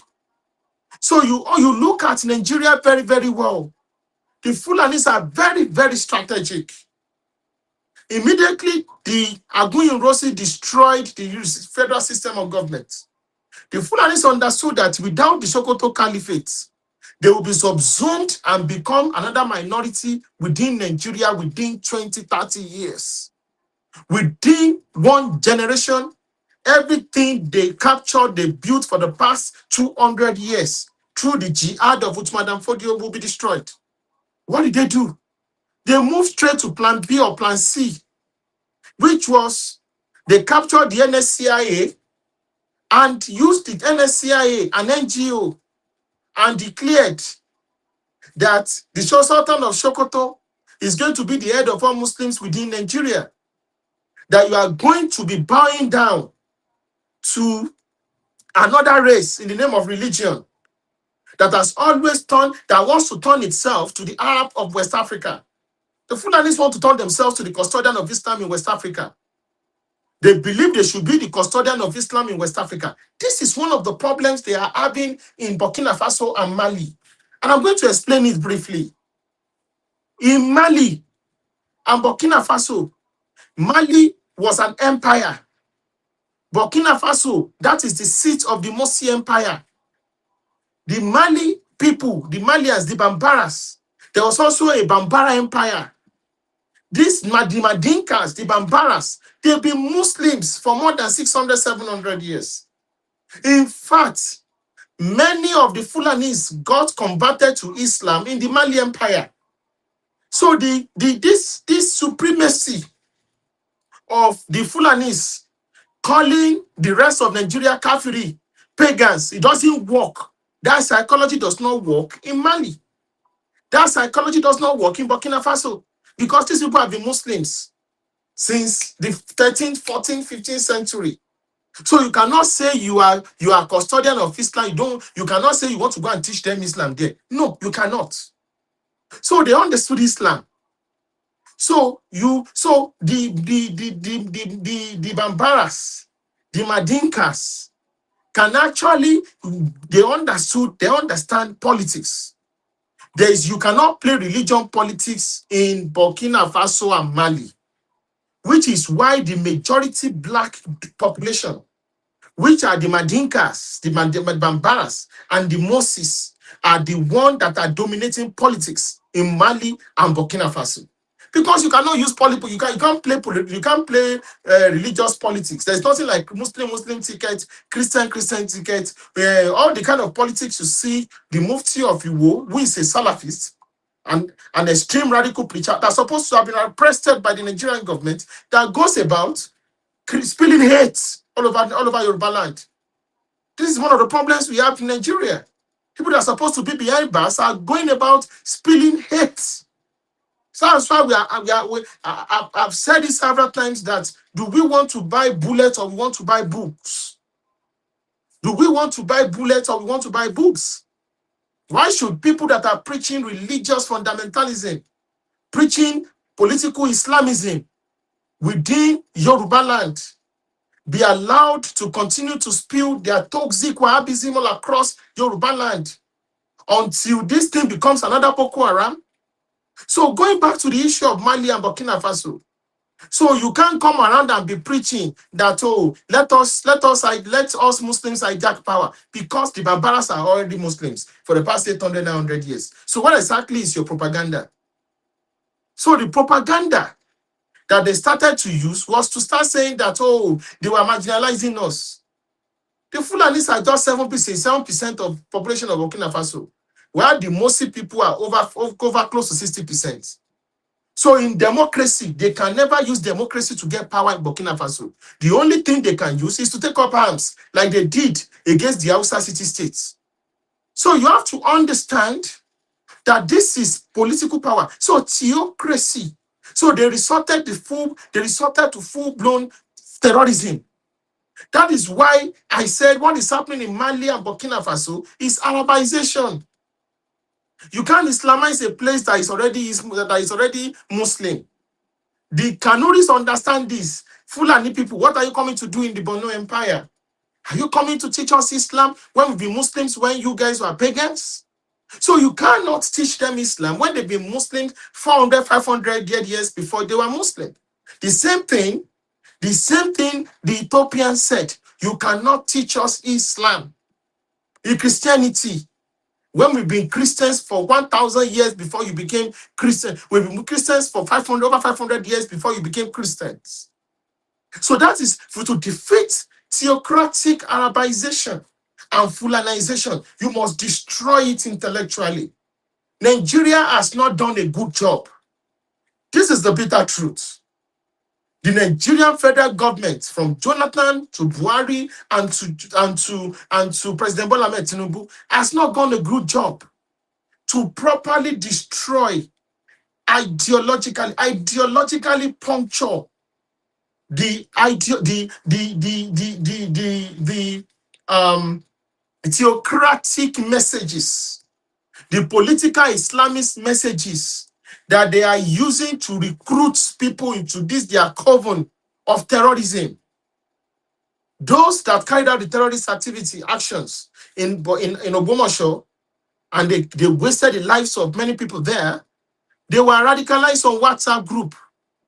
That's still because you have to understand the way this thing works.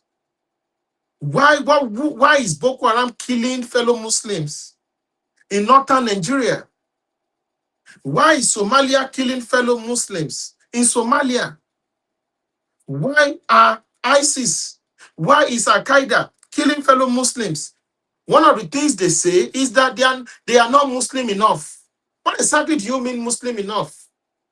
It means their own version of Islam, which is totalitarian, complete erasure of the indigenous culture and value system.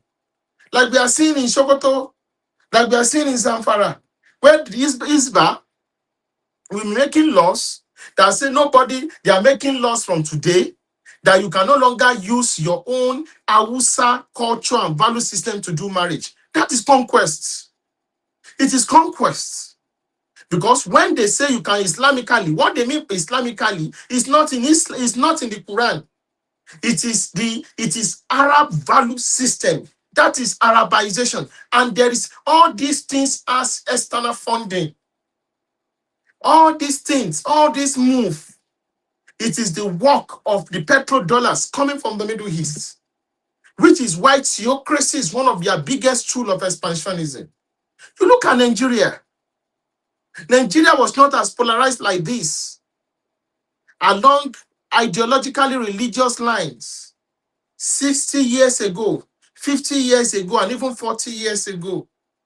But when people started going to Sudan to go and study, when people started going to Afghanistan, going to Jordan, they go to Saudi Arabia to go and study. They come back, they get job in the civil service, they became lecturers, they become professors, they go back into politics, and they started changing. They went into the military and they started changing, socially engineering the Arewa society. We have the aftermath. Terrorism has become a staple, it has become part and parcel. There's no difference between northern Nigeria and Sudan. There's no difference between northern Nigeria and Somalia. There's no difference. Because it has become a place where terrorism has become metastasized. It has metastasized. This is the reality. And the government is so much afraid to be some government officials are afraid to be able to call out and criticize the people carrying out these killings. Despite the fact that a huge chunk of their youth, millions, are radicalized. And they continue to churn out kids, underage kids between the age of 4 to 10, more than 10 million youth kids walking on the streets. They still continue this way of life. And if you try to stop it, you are seen as an enemy of the state. Then we are here always celebrating the Nigerian army killed 1,000, killed 500 terrorists, killed 300 terrorists. We will continue to kill and kill because it is an endless supply of terrorism. Because the madrasas, the mosque where Wahhabism is being preached, is an endless supply of terrorists. We can see what is currently happening in Yoruba land, where many people are ideologically fighting these Wahhabis. And we are asking them, what sort of Islam are you preaching? This kind of Islam is not in Yoruba land. You are bringing this is Arabization. And we understand what you are trying to do. You are trying to culturally and socially engineer the Yoruba society for what you are trying to do. When you say they are not Muslim enough, Christians must not be allowed to rule. Isheshe people must not be allowed. The people you want to govern the Southwest must only be Muslims. Where did we get that ideology from? Where is that ideology coming from? That's political Islamism. And that is Arabization. That is Arabization. If Somalia can become part of the Arab countries within 30 to 40 years, the Fulanis can surely make northern Nigeria to be part of the Arab country. They will largely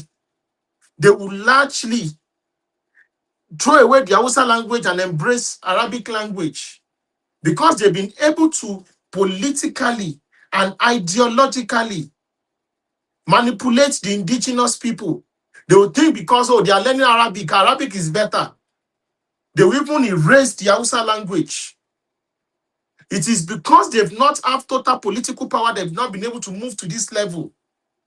This is the reality we face. It is theocratic colonialism. It is theocracy. And it has nothing to do with Islamization. Tell me, if you look at the world, there has never been any place on the surface of the earth where you are going to say this terrorist organization came from Turkey. Show me any terrorist organization that came from Turkey. Never.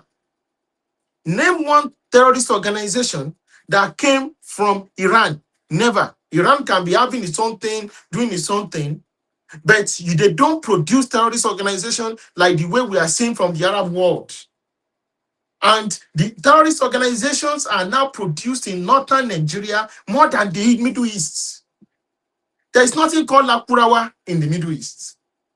There is nothing called Boko Haram in the Middle East. There is Al-Shabaab in Nigeria. There are even local terrorists that are now pledging to international terror organizations to receive funding and training in order to be able to carry out terrorist organization all the way. Everything is coming from the north. And they are now corrupting our young men and women in the south and the southwest specifically. And that is why I said empires do not fall in a day. It is a gradual decimation, corruption of a place. And this, they don't want you to talk.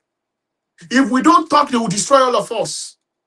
We should talk now so that we can save those we will save before the day happens, because they are not going to stop. They're not going to stop.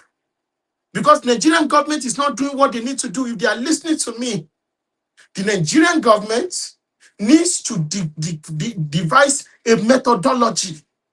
What kind of hadiths, what kind of Islamic doctrine, what kind of Islamic messages are you preaching? And there must be an enforcement or separation of religion from the states. If you are a pastor, if you are a imam or sheikh, you have no business in politics. Stay away from politics. If you do that, you are never going to be able. Your license to practice to lead is going to be taken away from you. Saudi Arabia understood that if it doesn't modernize on time, it is going to become another Ottoman Empire. It is going to be stickingly rich from oil money, but the world is going to leave it behind. What did he do? They started modernizing. And when these radical Wahhabi preachers, because that is the base of Wahhabism, this virus that is destroying the world, destroying the Middle East and destroying Africa, Sahel and Africa, it is coming from Saudi Arabia. When these terrorists, when they saw that Saudi Arabia was changing course, they started trying to foment trouble. The crown prince of Saudi Arabia cracked down on them. No explanation, no mercy. That was the solution that they did. That was how they were able to curb these people. Because there is a limit. The Wahhabism was what the house of Al Saud was able to grab power in Saudi Arabia. But you will only be able to grab power. You will not be able to proceed. It is useless. It is useless. They will continue to foment trouble. They will continue to plan they will continue to plan overthrow. You have to look at what happened in Palestine, what happened to what the Palestinian refugees did in Jordan. The Palestinian refugees killed the first king of Jordan. That was why the Jordanians expelled the Palestinians and sent them into Lebanon. Lebanon was very liberal, just like the Yoruba society. They accepted these people and they started the same thing that chased them away from Lebanon. Always looking for revolution, always inciting hate, always creating problem. The same thing they did, the same thing they started doing in Lebanon. And Lebanon was torn apart and totally destroyed till today because of that singular mistake of bringing in people with foreign ideology, of bringing people who are radicals. So you have to understand what we are facing. This is Arabization. It's a colonial project that we are seeing on top. This is not religion. It is not religion. It is because of a lot of the political elites in Nigeria, especially from the southern part of Nigeria, are political illiterate. That is why they are not doing what they are supposed to do. To calling for Sharia law in a country like Nigeria should warrant the dissolution of Nigeria. If you are calling for Sharia, you cannot be calling for Sharia law and still saying you are a patriotic Nigeria. What sort of thing did you think? It's because many people are stupid, are not mentally fit to understand what Nigeria is all about. You can't do that. That was what saved the Southern Sudan. The Southern Sudanese, they enforced Arabic language on the whole of Sudan, and they said that Sudan will be practicing Sharia law. Some of them were saying, let us ask for autonomy and everything. Some people stood up in South Sudan, they understood this is Arabization. This is Arabization. And this is why I've been shouting, Yoruba people, stop. You cannot think like the people of the South and think like the people of the Middle Belt. The people of the Middle Belt, they are Christian first, because the main people of the Middle Belt have been fighting the Fulani jihadists for over 200 years. Many of them had to convert to Christianity in order to be able to fight the jihadists. So Christianity was a tool of fighting against the jihadists. That was what they did. That was what they did in Sokoto Caliphate. That was what they did. That was what they did. So their own reality is different from our own. In the South, that is a heavily Christianized region. Christianity was a tool in that particular place. So you have to realize the reality that we face and to understand how we are going to navigate this difficult period and dangerous period. So theocracy. So they are Christian first. These are ethnic minorities. 1 million there, 500,000 there. So they have to unite around the church. Same thing in the South. But as Yoruba man, you are going to be Christian first. So that is why to the people of the Middle Belt, some of them, because of their knowledge of geopolitics, it is limited. They can only define it and say, oh, this is Islamization. Somebody from the South will say, oh, it is Islamization. The Igbos, who are largely Christians, will also say, oh, it is Islamization. But it is not Islamization. Once you call it Islamization, the terrorists, these jihadists will say, you see, they hate Islam. This is not, and they know it is not Islamization. They know. But they want to manipulate. That's why you see a lot of terror sympathizers are now in politics. Because they can work within the political circle of Nigeria, of any country.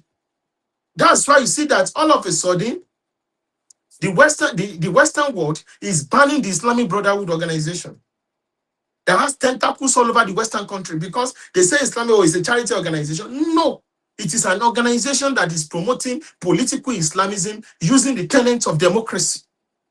They are using democratic system, democratic tools, democratic values to be able to invade and conquer democratic countries. That's what they are using. They are adapting. So when you look at so that's exactly what is happening there.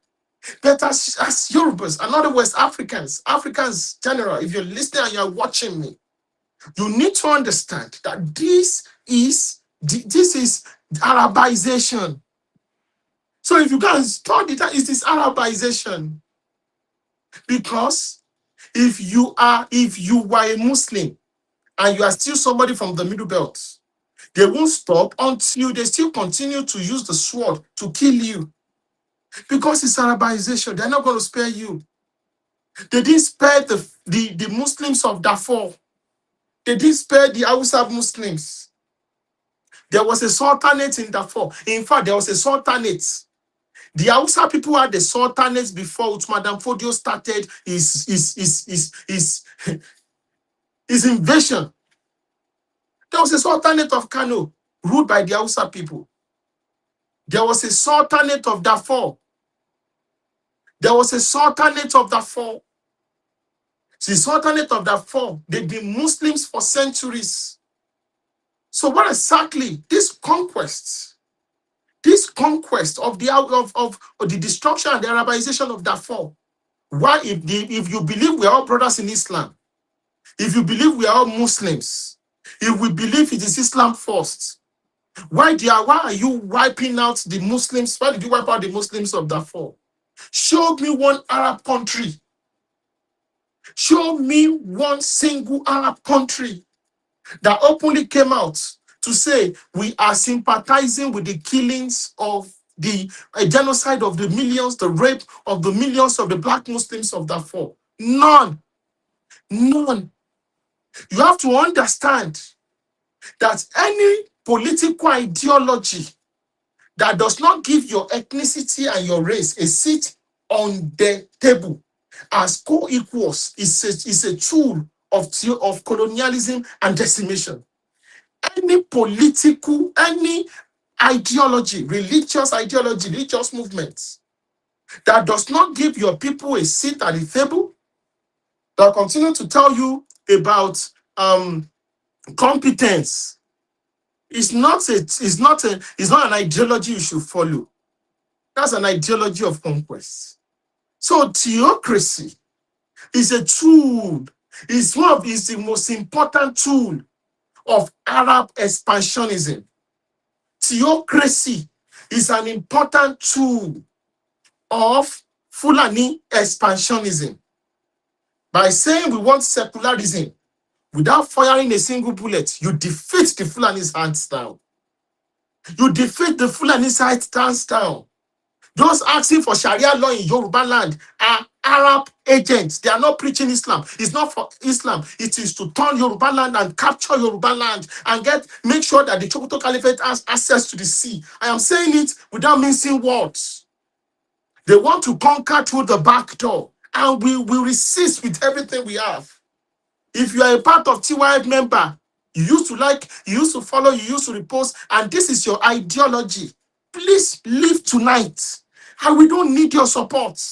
We don't need your financial support. We don't need your retweet. We don't need you to say good things about us anymore. God that has sent us on this journey will provide and make us be able to fight this battle. Yoruba land, the secularism in Yoruba land. I listened when I said, oh, Yoruba land, everybody practice their religion.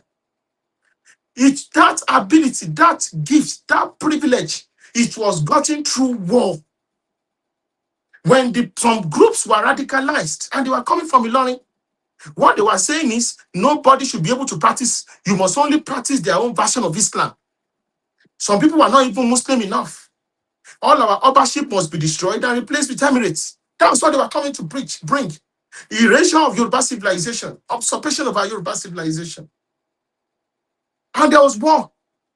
Ibadan defeated them in Osogbo, defeated them at Jalumi, at Oduotin, defeated them also at Otuekiti in the 1850s, defeated them in 3 different battles. That was what saved us. That was what make sure hundreds of thousands of soldiers came from Sokoto Caliphate, led by a general called Eshugoyi. They were defeated. They were defeated and destroyed. Many of their best soldiers perished in the war of trying to conquer Yoruba land. That is why conquest of Yoruba land has become too expensive for them. So they've switched. They switched from what they are currently doing, and they switch tactics and say, oh, you are bringing Sharia. Most of these folks many of the folks that you are seeing, many of them have collected free Hajj. They give them free Hajj. They go to Mecca, Medina free. They are giving them, they have their agents. Oh, come and collect. Come and give your mother. Come and give your father. They are giving them, they've lured them into this coven of Arabization. They will figure them out. This one has the future. It is possible this one can become, in the next 10, 15 years, he can become a senator in Yoruba land. They will lure them in, give them wives, give them contracts, make them rich, give them platforms, give them access. They will give them brand ambassadors. They will give them brand ambassadors. They will use them, package them, which is why you must be these platforms like the thought builders that was launched by TY must be protected. You must push this platform because it is this, because we understand what's going on. It is not Islam. Traore is a Muslim. Why is it not? Because he understands what is going on. Mansa Musa was a Muslim. Have you ever seen Mansa Musa cutting in history? They talk about he's the richest man, richer than Solomon. They don't talk about him cutting the head of people off. They don't talk about him subjugating and enslaving people, like the way they talk about with Madame Fodi. But Mansa Musa was a Muslim. He was a black Muslim. He was a Madinka and a Muslim. He was not interested in becoming Arab. He was not interested in pushing Arabization. But many of these folks that we see amongst us are Arabists. Go and look for the definition of Arabist. An Arabist is someone that promotes Arab values and Arab identity, Arab supremacy. Go and read about it. But they know if they push Arabism, your common sense will say, oh, this is colonialism. But they push Arabism. They've been able to say Arab is the same thing as Islam. That is a lie. Go on TikTok, go on YouTube. You are going to see millions of Arab Christians, Arab Catholics, Arab Orthodox in Syria, in Lebanon, all over the Middle East. They are being suppressed. They are being assassinated. They are being killed. In Egypt, close to 20% of the population of Egypt are Christians, Coptic Christians. So what exactly are these people trying to push? So when as Arabs become Muslim, being the same thing as Muslims, which is why the king of Saudi Arabia cannot say he is the spiritual leader of all Muslims in the world. The Turkish people are not going to accept that nonsense.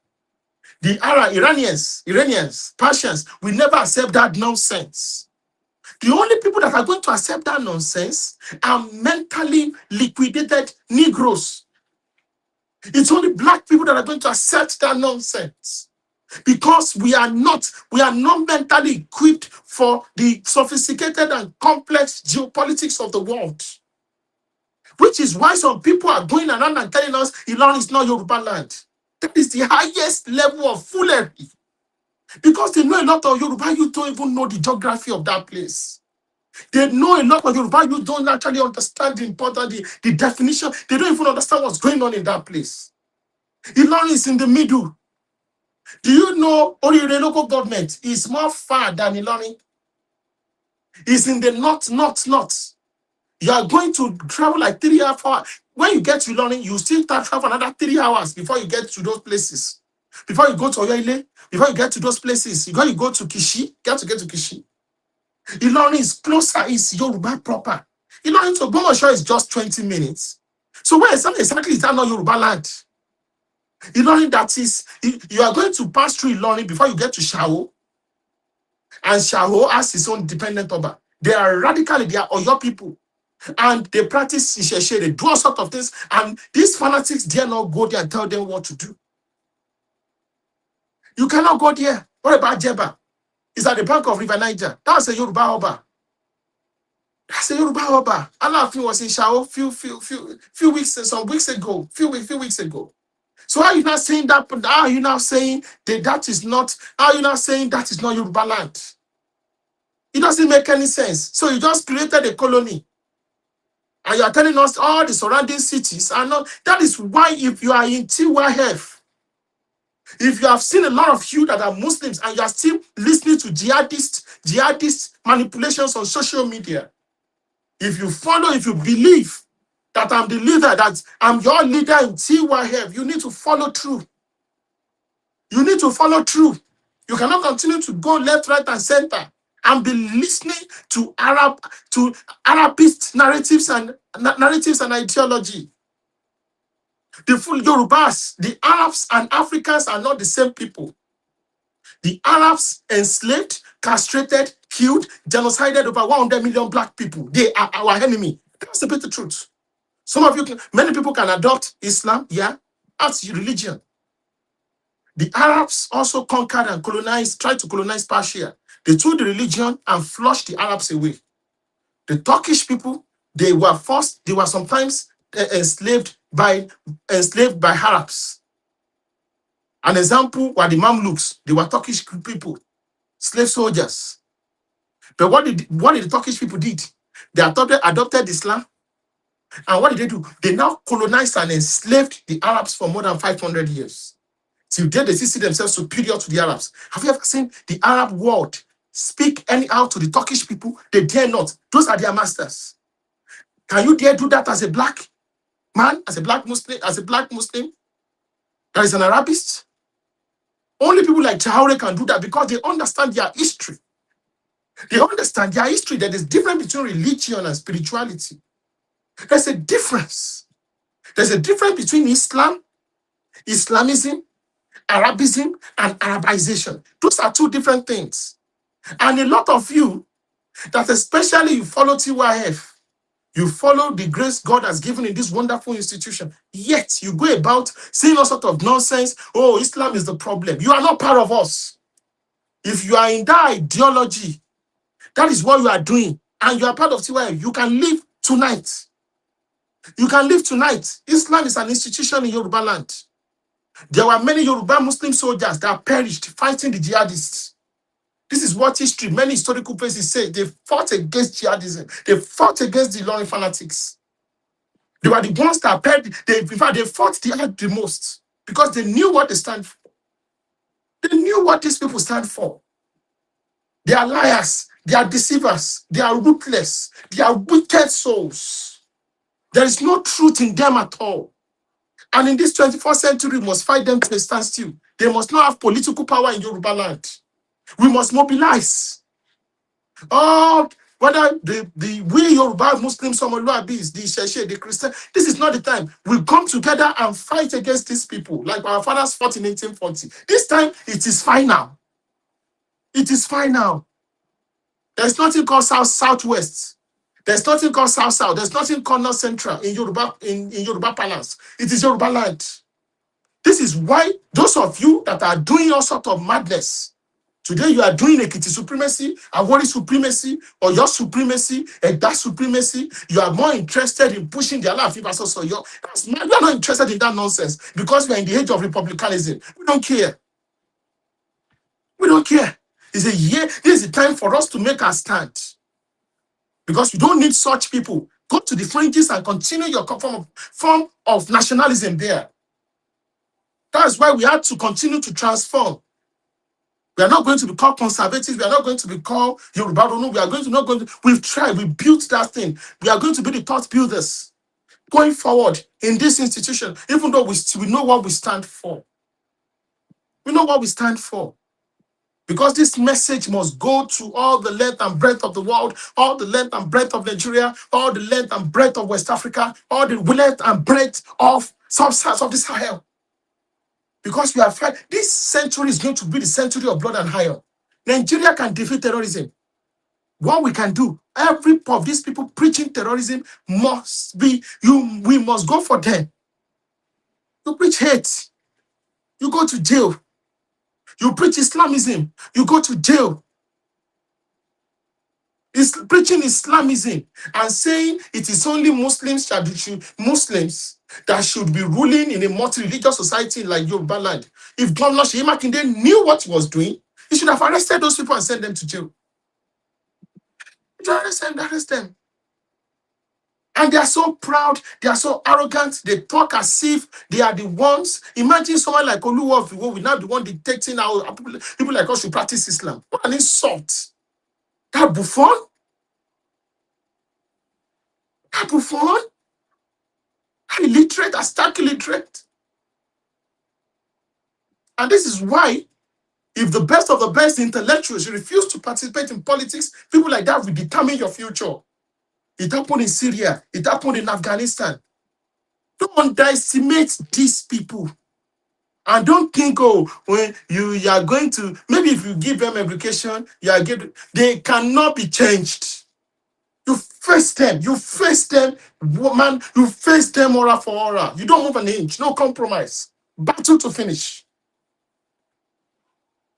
If you cannot practice your religion, you want to make your religion the fulcrum of state governance, then we'll go to war. It's a bitter truth. Our fathers fought for this in 1840, and they won. We conquered you. We conquered Ilorin. We defeated Ilorin in battle. So they are conquered souls. By right of conquest, they are under us. It is the bitter truth. So there's nothing called, all this hegemony is dead and buried. That place belongs to us. By conquest, it belongs to us. There's no single place where you defeated. You defeated Oyo, Ibadan defeated you on many occasions. And we subsumed you into Yoruba Commonwealth to this very day. Because sometimes we need to say the truth. So what did you achieve? The Alaafin of Oyo stool is still intact. The Afonja stool is still intact in Gomo. You achieved nothing. Your hegemony destroyed. Achieved nothing.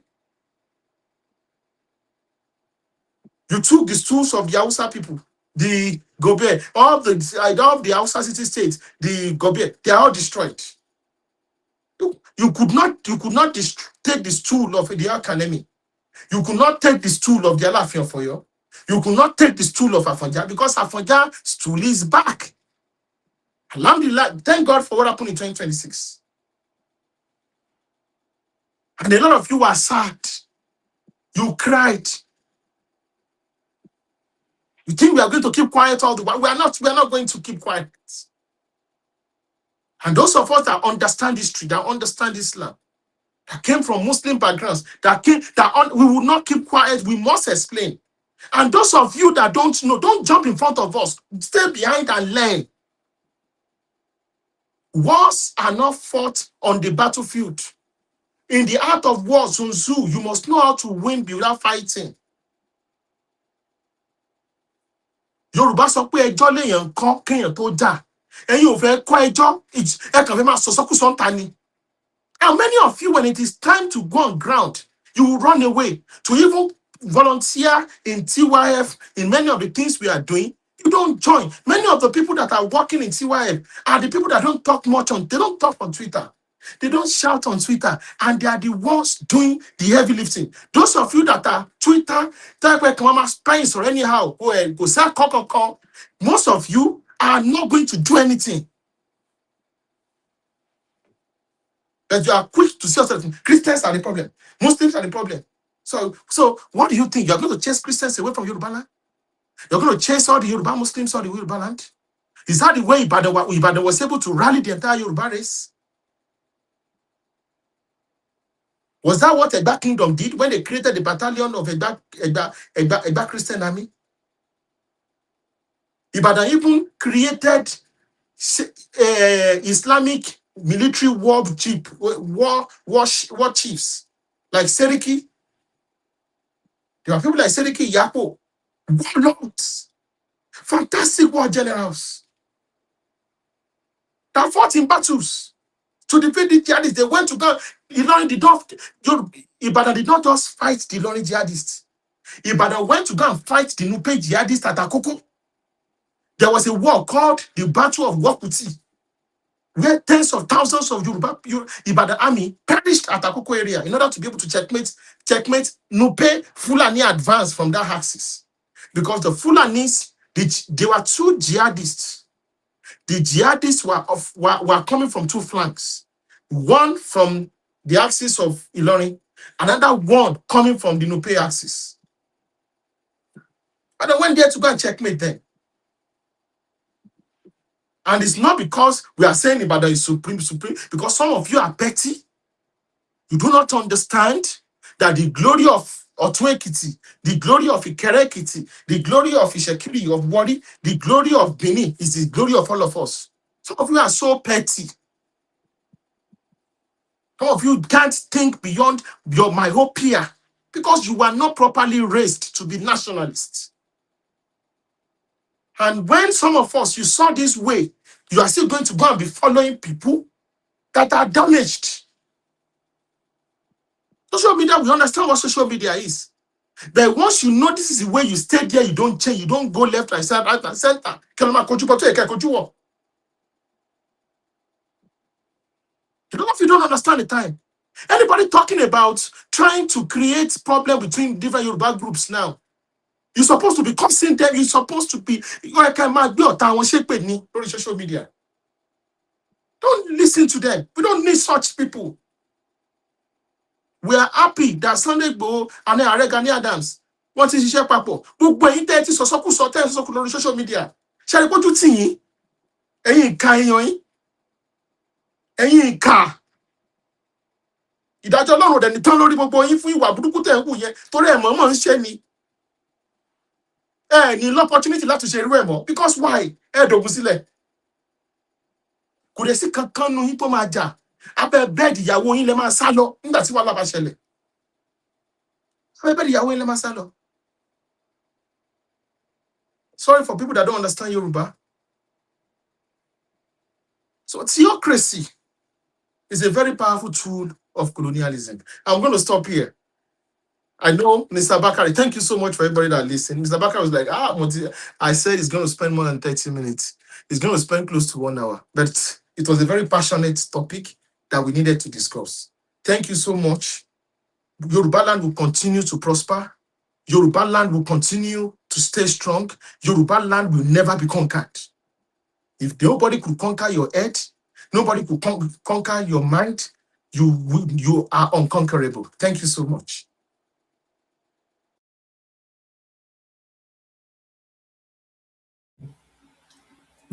Ààrẹ.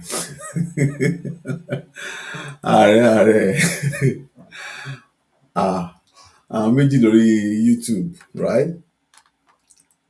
Eléyìí ni that's Mr. Shola Hyde. Ó ní ààrẹ please now. This is information overflow. I'm getting more information than I have ever had all my life. Thank you, Ààrẹ. And Mr. Bugumi Rabiu from same YouTube.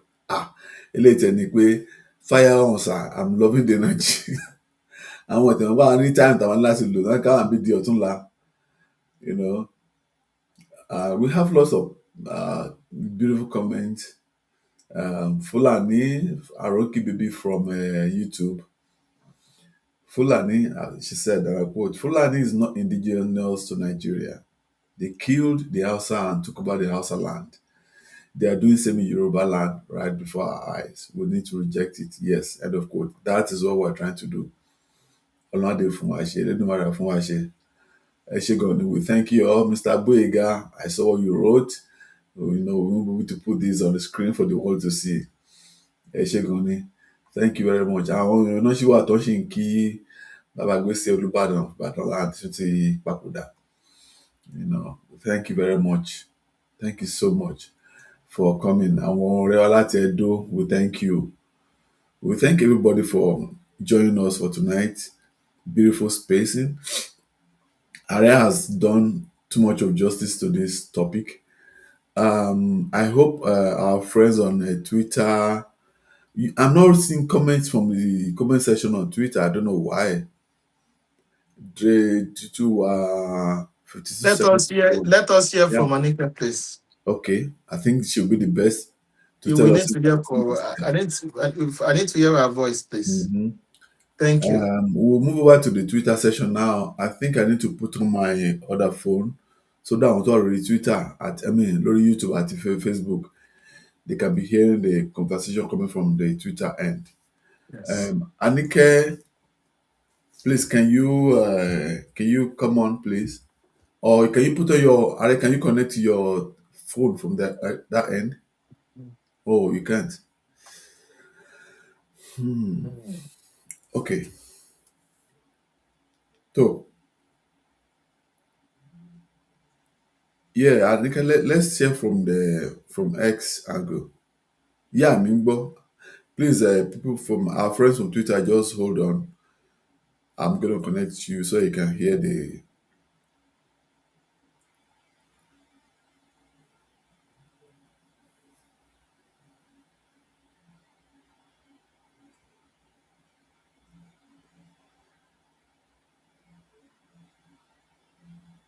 Okay, Anike, go ahead.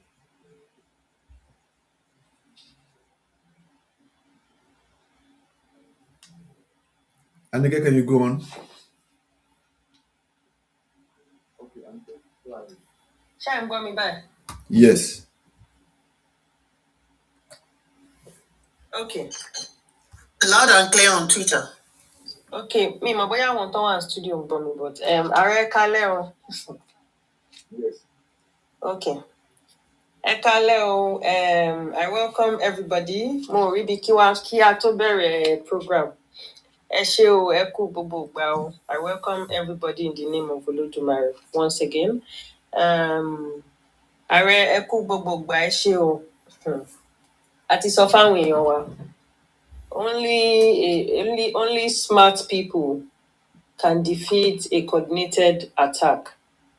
And there are other smart people in other African countries that have been defeated. Our forefathers are not weak people, and they are very intelligent people. This generation, we have to learn how to defeat these terrorists. In everything we can see these terrorists are doing, everything that is happening, plus we being inside Nigeria, we have everything to lose if we let them divide us using religion. Kí Elédùmarè kó ṣàánú wa. Ká má kó sí wọn lọ́wọ́, gbogbo ẹ̀yin tí a ṣẹ̀ṣẹ̀ máa sọ. Ìwọ tó jókòó tó jẹ́ pé ìṣẹ̀ṣe ló fẹ́ máa bú lójoojúmọ́. Ẹ jọ̀ọ́, ẹ ṣàánú àwa tí a ní ilẹ̀ míì tá fẹ́ lọ. Ìwọ tó jókòó náà tó fẹ́ máa bú Islam. Ẹ ṣàánú àwa tí a ní ilẹ̀ tá fẹ́ lọ. Ìwọ náà tó fẹ́ jà fún Jésù. Ẹ ṣàánú àwa tí a níbi tá máa lọ. Nítorí pé wọ́n ní ẹni tó ń lùlù ìjà tó fẹ́ jà fún Ànábì, tó fẹ́ jà fún Jésù, ìwọ náà tó fẹ́ jà fáwọn baba ńlá bàbá ẹ̀. Tẹ́ bá dájà òun lẹ́tàn, àwọn wo ló máa kú? Arab ní wá láti Saudi wá bá yín kú o. Àwọn ará Christian wọn ò ní wá níbi tí yán ti bẹ̀rẹ̀ Christian kan wá bá yín kú o. Ara yín lè máa pa.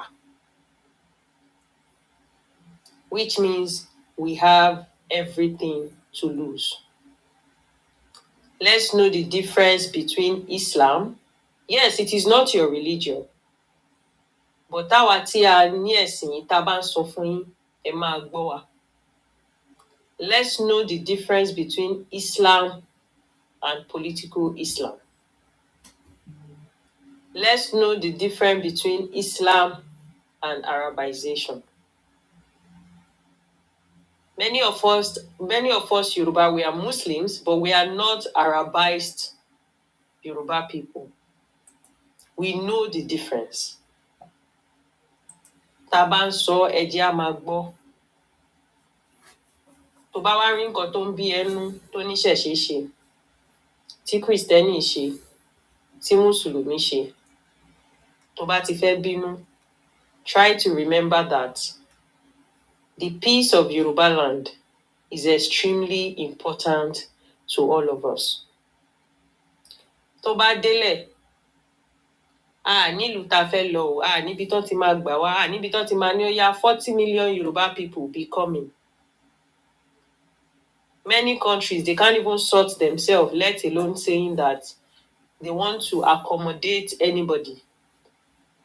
Ilẹ̀ Yorùbá ò gbọdọ̀ dàrú, kò dẹ̀ ní dàrú. I have somebody on stage, Aṣíwájú Excel. Ṣé ẹni béèrè sà? Mi ò ní ìbéèrè. Leader wa ni mo fẹ́ kí. Okay, wọ́n ń gbọ́ yín sà. Ẹ kújọ́ mẹ́ta o. Ẹ kújọ́ mẹ́ta sà o. Ẹ kújọ́ mẹ́ta máa pè yín. Ó tójọ́ mẹ́ta o. Ní ìjàdẹ́ Ṣé yàn. gbogbo ẹ̀ dùn? Ṣé ẹ bínú sí mi? Now. Ẹ má bínú. Ẹ má bínú. Ẹ tó bá wọn jà yẹn, ṣé mọ̀ pé mi wà níwájú? Nígbà yẹn tó dọ́dọ̀ wọn, ó máa kọ́kọ́ sọ. Bọ̀ wọ́n ń gbọ́ yín. Mo ti gbọ́. Ẹ má bínú. Ẹ tó bá wọn jà yẹn. Ẹ jẹ́ kí leader wa sọ̀rọ̀ sí. I know he knows who is talking. I don't know you. and you don't know me. It's okay. And I talk to you respectfully. Yeah, of So course. let me say,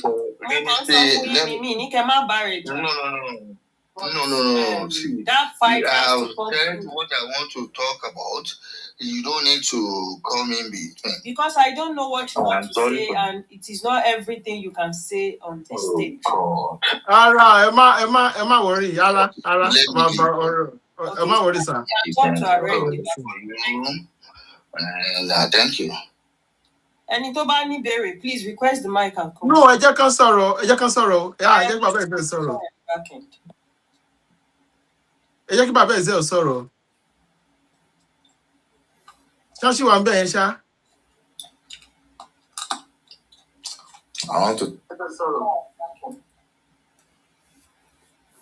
Zẹ́ sọ̀rọ̀. Ààrẹ kí lẹ wí? Ẹ jẹ́ kí bàbá síwájú sọ̀rọ̀. Ọ̀rẹ́ TY dáadáa ni wọ́n.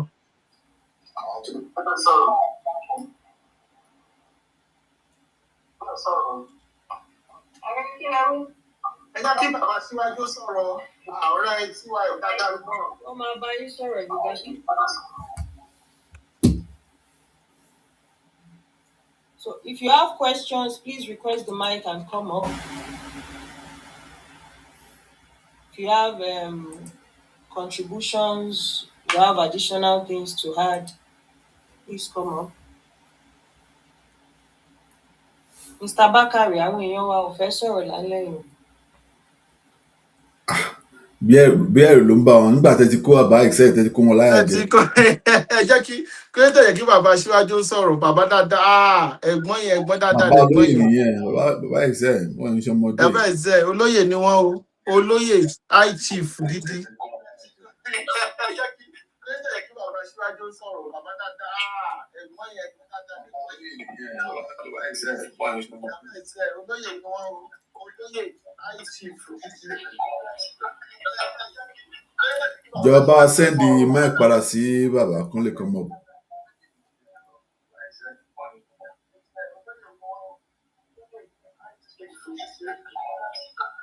Too much of echo. Kí ló happen? How many mics are on?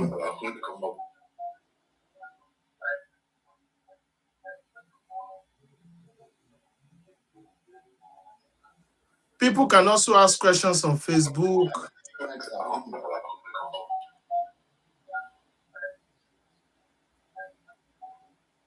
Ara, is your mic on? People can also ask questions on Facebook.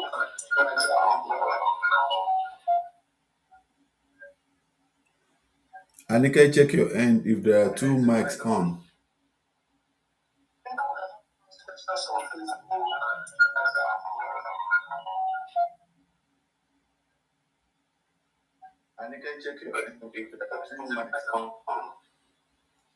You may want to put one off.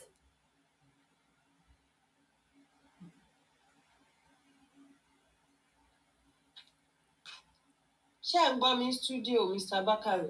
Yes, very loud and clear. Now it's clear now. It's good now. Thank you.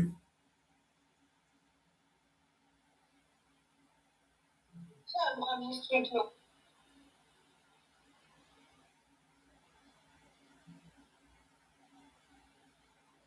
À ń gbọ́ o.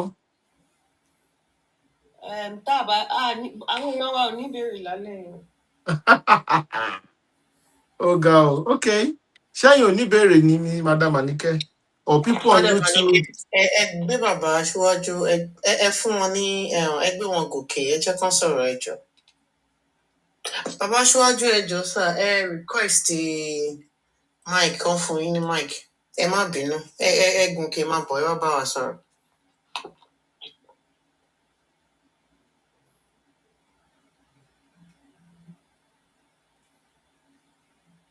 Then we also have àwọn aluminium group tó fẹ́ bá wa sọ̀rọ̀ láti Èkó bọ̀, Bàbá Bákàrè. Yeah, ti bá wà ní sọ̀rọ̀ wọn connect ní àṣálẹ́ ẹlẹ́kùn wọn ní family engagement, so we are trying to reschedule them for next week. So next week, once it comes in, before we go fully into our program, we will introduce their cooperative association, and they will talk to our people from home. Okay. Ejo Enyarale Boentengboa, please, we are still appealing to us all regarding the our people who were victims of the Orire kidnapping incident. As I told you at the beginning of the program, we planned generating £1 million for these 4 families.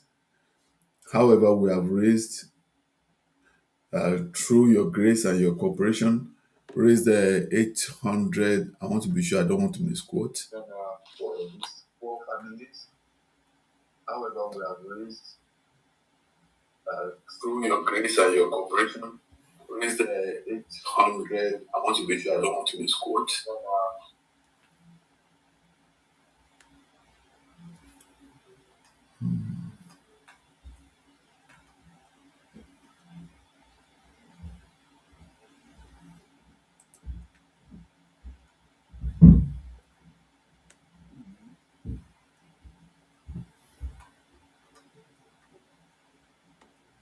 I'm trying to get the actual figures so that we can.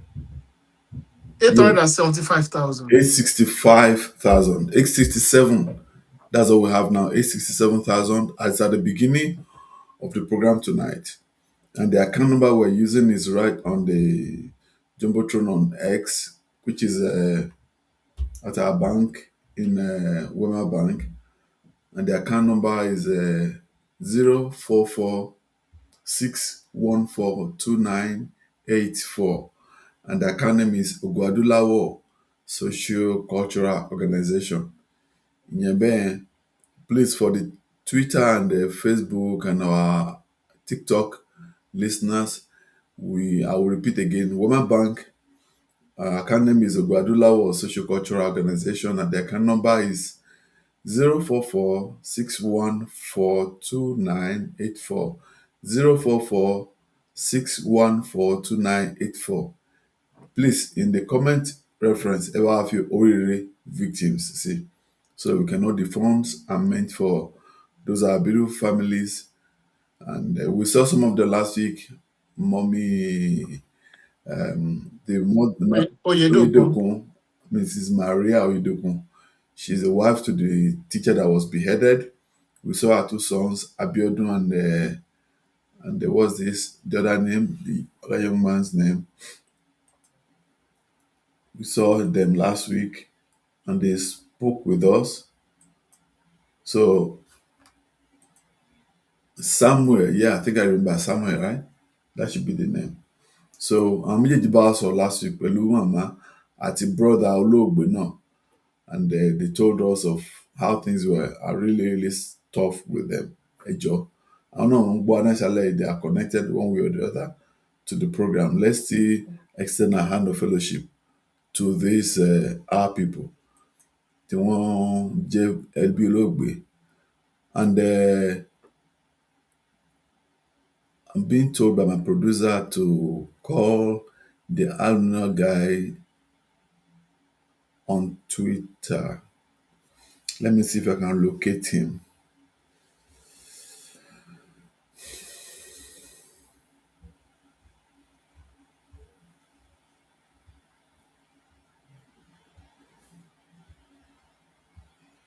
So, do we have anybody with questions from YouTube, from Facebook? I don't think so, Are. I'm calling the man now. He was actually driving when we spoke.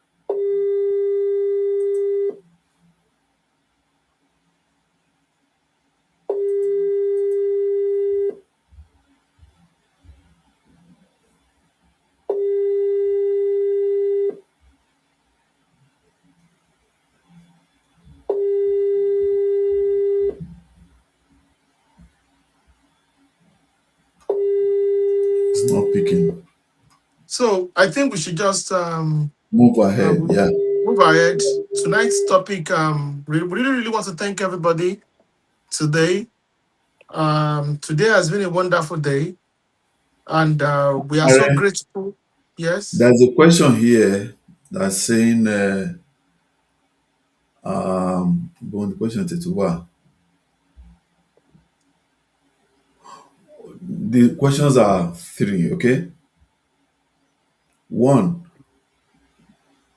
what aspects of Yoruba civilization encouraged coexistence?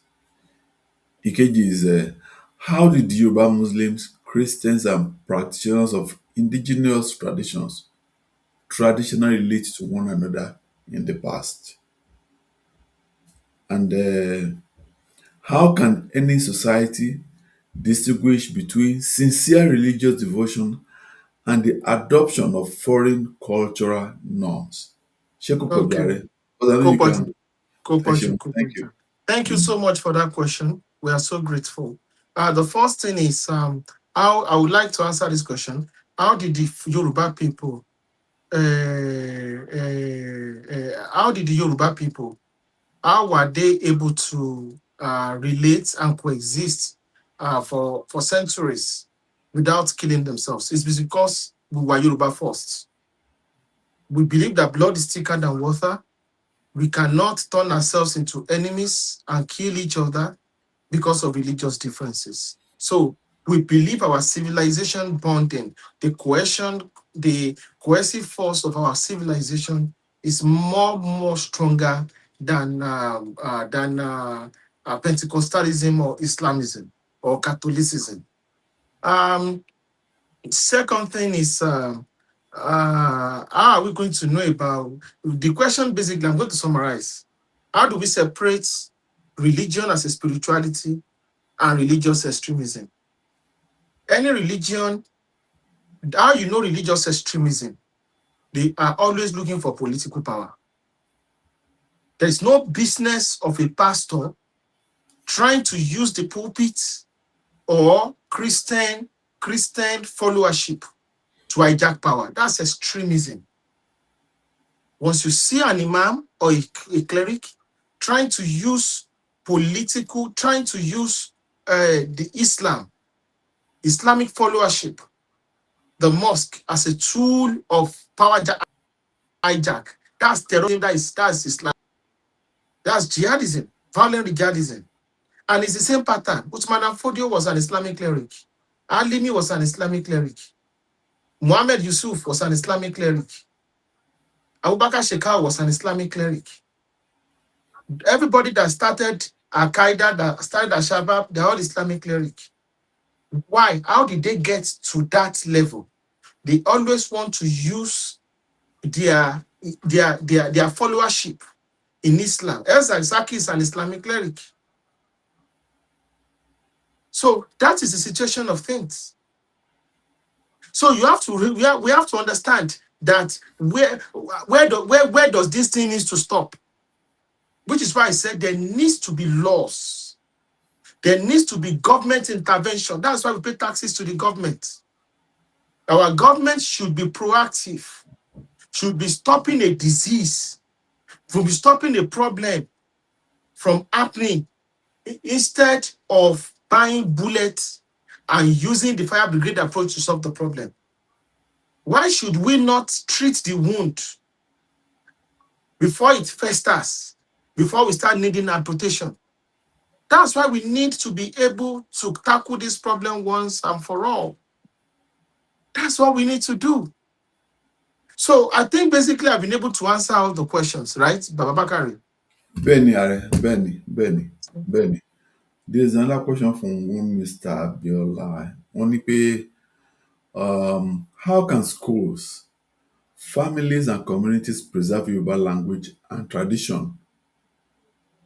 Number one, we need to be intentional about Yoruba. Yoruba culture has become secularized.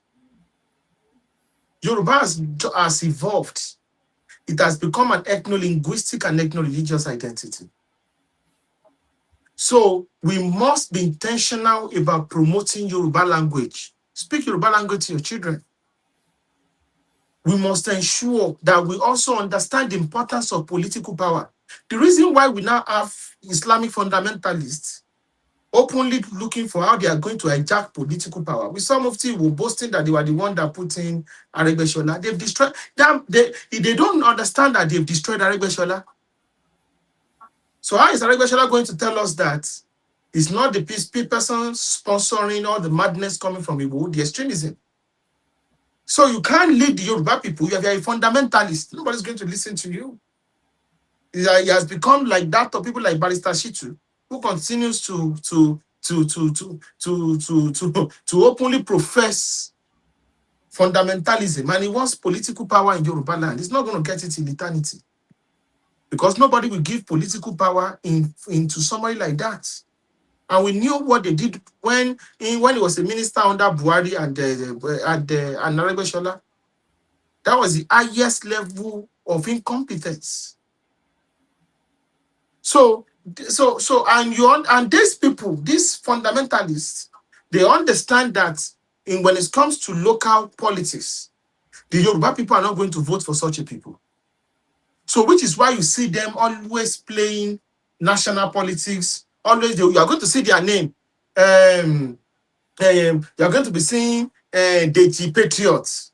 Oh, Omo Naija, Kinikan Patriots. It's all lies, because they need to play that federal politics to align with their caliphate brothers, who they believe are their brothers, in order to be able to get something. So, and the reason why they continue to play this game is that Yoruba people did not have political power at the federal level for a long period of time. So we have to be intentional. They must be intentional. Government is not going to do it for us. We are not at the place where government will do it for us. We must be intentional about it. May Lord Mary continue to be with us. Mare, thank you very much. Thank you very much. I think maybe this may be the last question. If there are no other questions from our listeners, how should young Yorubas balance global religious identities with local cultural heritage? Okay. Number one, the Yoruba culture, where the Yoruba culture is not a local culture. So we first need to say it's a global culture. Two, we need to understand. I think they are talking from Twitter. We couldn't hear them from Twitter. Yeah, she will speak with you. So we just need to understand that the Yoruba identity is also a global identity. One of the reasons why some people, let me quickly say this, some of the reasons why some people try to put their Islamic identity above the Yoruba identity is because they believe the Islamic identity has more global appeal than the Yoruba identity. It's going to give them more geopolitical leverage, which is wrong. Your Yoruba identity is a global identity. It will open doors for you in Brazil, in Cuba, in America, in Trinidad and Tobago, in Colombia, in Brazil, in Puerto Rico. It will open doors for you in Benin Republic, in Togo, in Ivory Coast, in Ghana. That is how powerful the Yoruba identity is. It will open doors for you. For you to be an Afrobeat global superstar, you must sing in Yoruba language. So the global Yoruba identity is not an identity of the ghetto. It's not a vernacular identity. So you can be Yoruba and still be a Muslim. You must understand. And when we say secularism is for you to understand that you are Yoruba and you are not the only religion in Yoruba land. And for you to have a formal and proper society that was going to become a superpower, you must separate religion from the states. The only Islamic country that is a superpower in the world is Turkey. And there's a separation of Islam from the states. That is why they are a superpower. You can be rich. You can be everything, but you cannot be, you are not going to be a superpower. To be a superpower is beyond petrodollars, which is why there's a Kakos, there's all this Qatar from Saudi Arabia. They are pumping money to Arabize Africa. Africa is hot to be taken. There's a new scramble for Africa. We'll talk about that later. Ẹ ṣé púpọ̀. Ẹ jẹ́ káwọn Àníkẹ́ sọ̀rọ̀. Benny.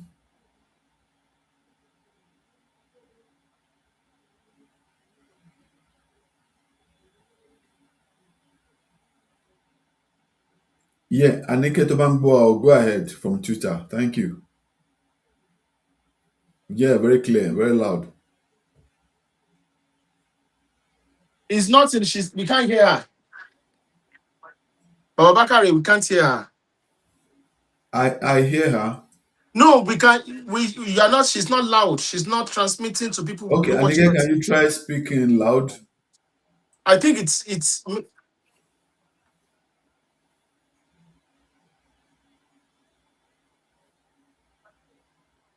Ṣé ẹ fi fóònù ẹ̀ gbọ́ yín ẹjọ́ sà?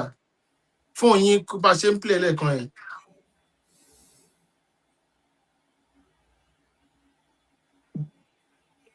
Yeah, we can hear. Baba Bakari, ẹ jẹ́ ká gbọ́ ẹjọ́. Ọ̀nà mo try to wo bóyá mo lè connect through the other line.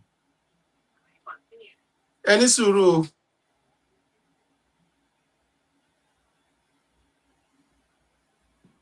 All right. Okay, go ahead, madam. Ẹ ní sùúrù o. Well, Bawa Studio, Madam À ń Adesina. gbọ́ yín báyìí. À ń gbọ́ yín báyìí. A ti ń gbọ́ yín o, Àníkẹ́. Okay, go ahead, madam. Ṣé ẹ̀ ń gbọ́ báyìí?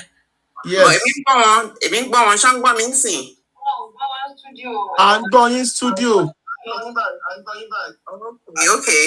Anyways, what I was going to ask is this: what protections are there for the practitioners of Isheshe? As far as I'm concerned, like as far as I know, because I might be wrong about this, the Nigerian Constitution guarantees freedom of religion for everyone. So why is it that when these extremists go and attack our Isheshe people, there is nobody really punishing them for it? That's what I want to understand. Okay, thank you. What are you going to do about that? Okay. Now, in the 70s and 80s, religious Islamist fundamentalists used to attack Christians in Ilorin every Sunday, many Sundays. What are you going to do about that? They will go to churches and be harassing people in churches every Sundays. What the Christians in Ilorin did, they took up self-defense and they started responding aura for aura. In Ilorin, unfortunately, that was how the peace of Almighty God started to return to Ilorin. Let me tell you something about religious extremists. Religious extremists used to pick on weak people. Let me tell you what ISIS did. People don't. Maybe I'll talk about it some other time. When ISIS started operating in Syria and Iraq, ISIS started to target ethnic minorities in Syria and Iraq. They started attacking the Syrian Christians because they know they don't have what it takes to defend themselves. No self-defense. ISIS started targeting the Yazidis. They killed and wiped out almost 70% of the Yazidis. ISIS started looking for how they are going to annihilate the Druids. They started attacking the Shiites. Now, when ISIS was doing this, all they were doing is to turn Iraq into an outright Sunni majority country.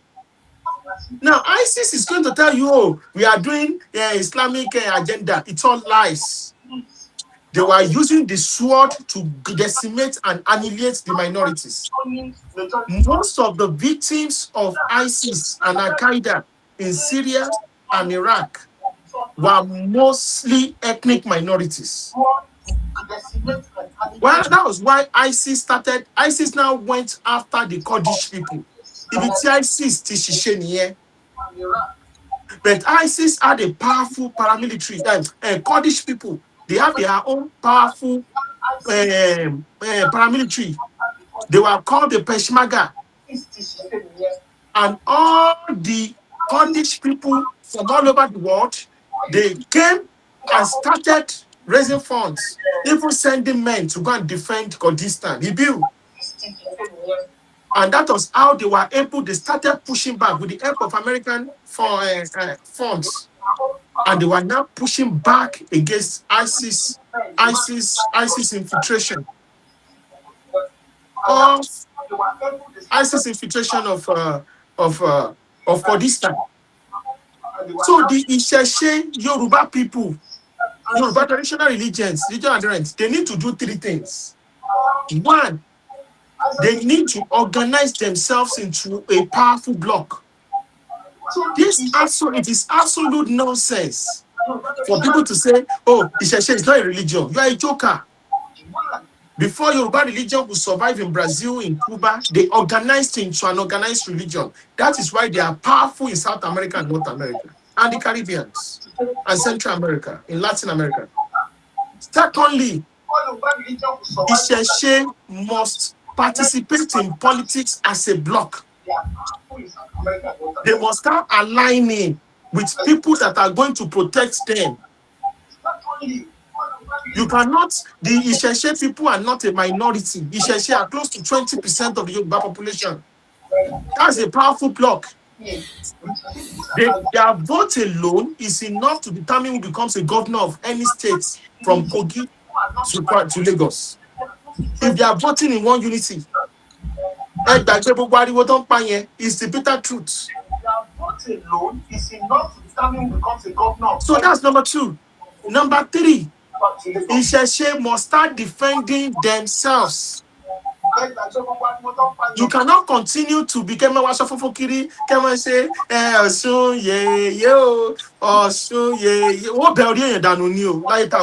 you defend yourself. You defend yourself. That's the bitter truth. Until Teba face guys, you are not going to be like a sheep to be slaughtered. Nobody's going to respect you. I think I'm going to stop here. Thank you so much. You are not going to be like a sheep to be slaughtered. Nobody's going to respect you. I think I'm going to stop.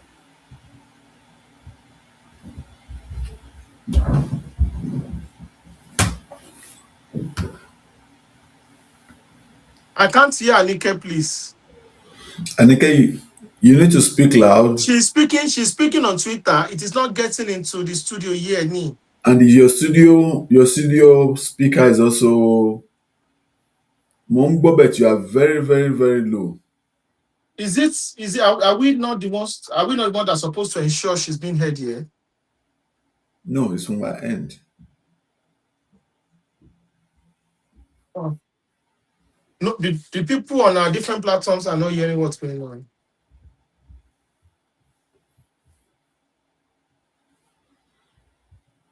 You are not audible in the studio.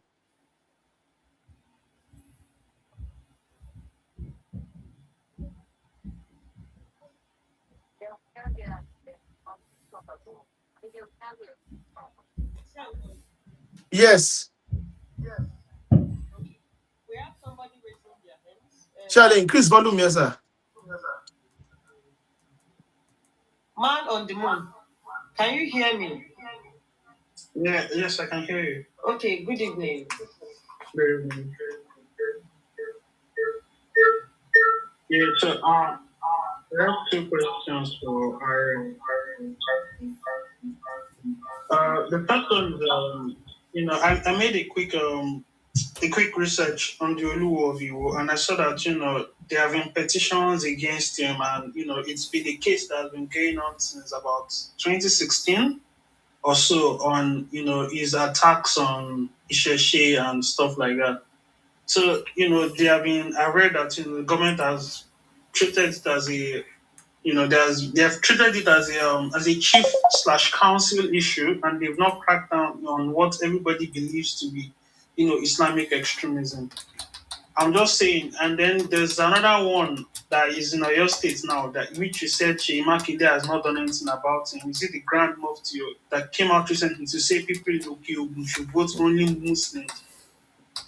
So what's the government in the Southwest doing about this? Why are they seemingly allowing these people just get away with such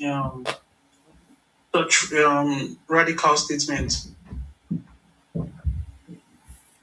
Okay, is that all your questions?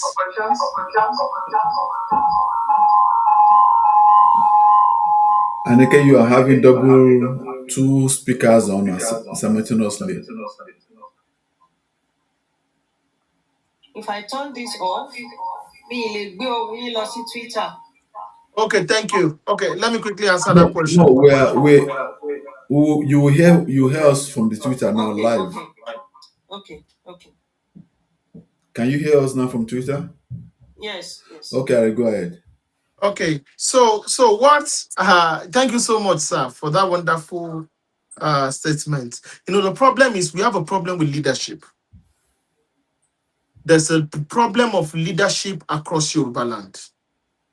In fact, many of our political elites don't actually understand they're playing with. They don't understand. They don't understand that what they are playing with will not just consume the masses, they are not going to be spared. They don't understand. Olu of Wo does not know what he's doing. He's just there to make money. That's what he's doing. He's just there to get funds to make money from Saudi Arabia, and now the people sponsoring his madness. But people like Mufti is ideologically driven. Did you see him go to Okiogun to come and console with them about the terrorist attack in northern Oyo State? He didn't go there. Did you even see him openly condemn those people that are asking for Sharia or the terrorists? He didn't. Did you see him make any mouth on it? He didn't.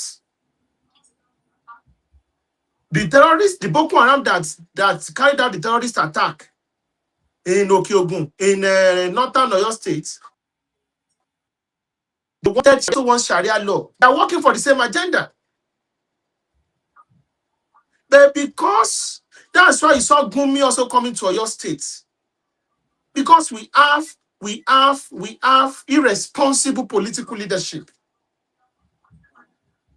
Look at what the University of Lagos did. Fundamentalist Islamic preachers came to come and preach in Unilag. They want to come and preach in Unilag. They didn't allow them to come. They sent them out.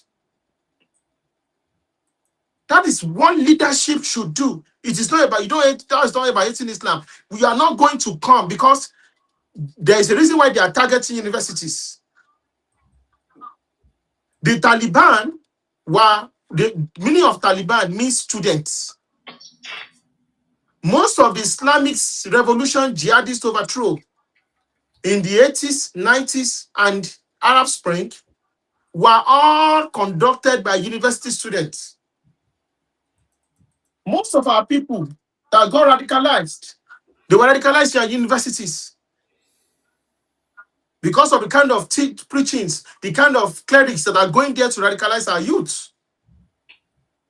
But we know all these things, and Nigeria has been fighting terrorism, spending billions of dollars every year for the past 16 years, yet we are not cracking down on terrorists.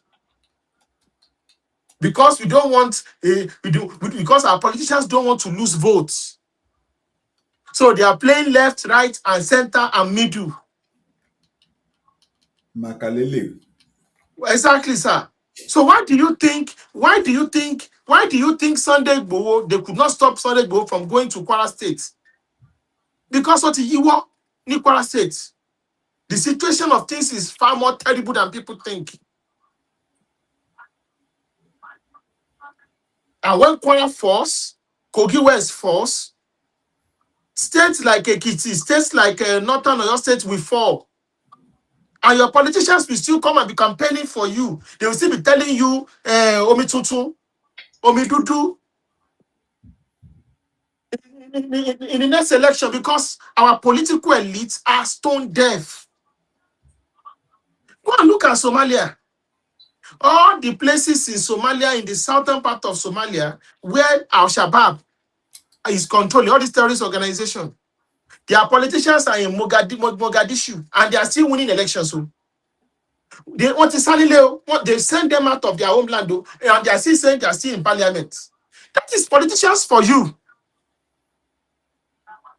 So it is left for us to use international support, write petitions to the international media, international countries, international. There's one particular lady that used to talk and spew it that used to be in America. People went to FBI to report her. There are many things we can do. So I'm not going to go on here to continue this, but we need to put pressure on our government. If these people are tired of peace, back them up and go and put them in Agodi prison. Don't bring them out for the sake of the rest of us. Because it is better to buy books than buy bullets. It is better to quickly tame a minority than allow this minority to become a majority that will destroy all of us. People say, oh, Yoruba Muslims are being maltreated. Meanwhile, Tinubu is a Yoruba Muslim and is the political leader of the Yoruba race.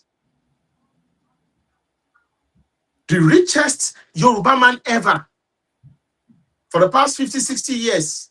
Isemke Abiola is a Yoruba Muslim. He was the richest black man during this time. So where exactly is this persecution coming from? But in jihadism and in terrorism, part of the tactics they use is to create a system of persecution complex. Oh, they are persecuting us. That is the reason for the justification for us for killing people. So anybody more lost anybody more killing anybody. Well, everybody is doing what they want in Yoruba land. There might be issues left, right, and center. And it's normal in any And it's normal. And if you now believe that that is not a justification for you to now go extreme, then we are going to call you out. You must also understand that you are not even speaking for the entire Yoruba Muslim. You are speaking for your own sect of Islam. It's like Deeper Life saying he's speaking for the entire Christianity. How the Christendom? How? As how? So I think I've been able to quickly. We have to finish in the next 3 minutes. Please, the aluminum guy that the producer said I should call, he just got back to me. Can we still do that just briefly? So you can just speak with us and then we'll close the space. Okay. Okay, thank you very much. Anika, is there any question there again? No. Nobody else. Just start. Okay, I could thank say you. something if you don't mind. Yes, please. In Conti Man on the Moon, what he brought up about the only is he Oluwo or what's his name? My question is this, because that man, he's been making a mockery of his seat for so long. The reality is that, Madam Adeshina, there was a lot of madness that happened under Buhari between 2015 and 2023. Buhari's government was almost an Islamist government. Many of these young APC folks that are displaying religious extremism on social media is because of the guts they had under Buhari. Many of them were not even radicalized. They went into Abuja, they mixed with these Fulani boys, and they also became radicalized. That's the bitter truth. Many of them also started embracing political Islamism in order to start getting access into the Islamic circle, which is why people like us are happy that Tinubu is putting the fear of God in them and dismantling them. If you are an extremist, you are going to suffer in your land. Eshare, thank you very much. Thank you. Thank you, Are.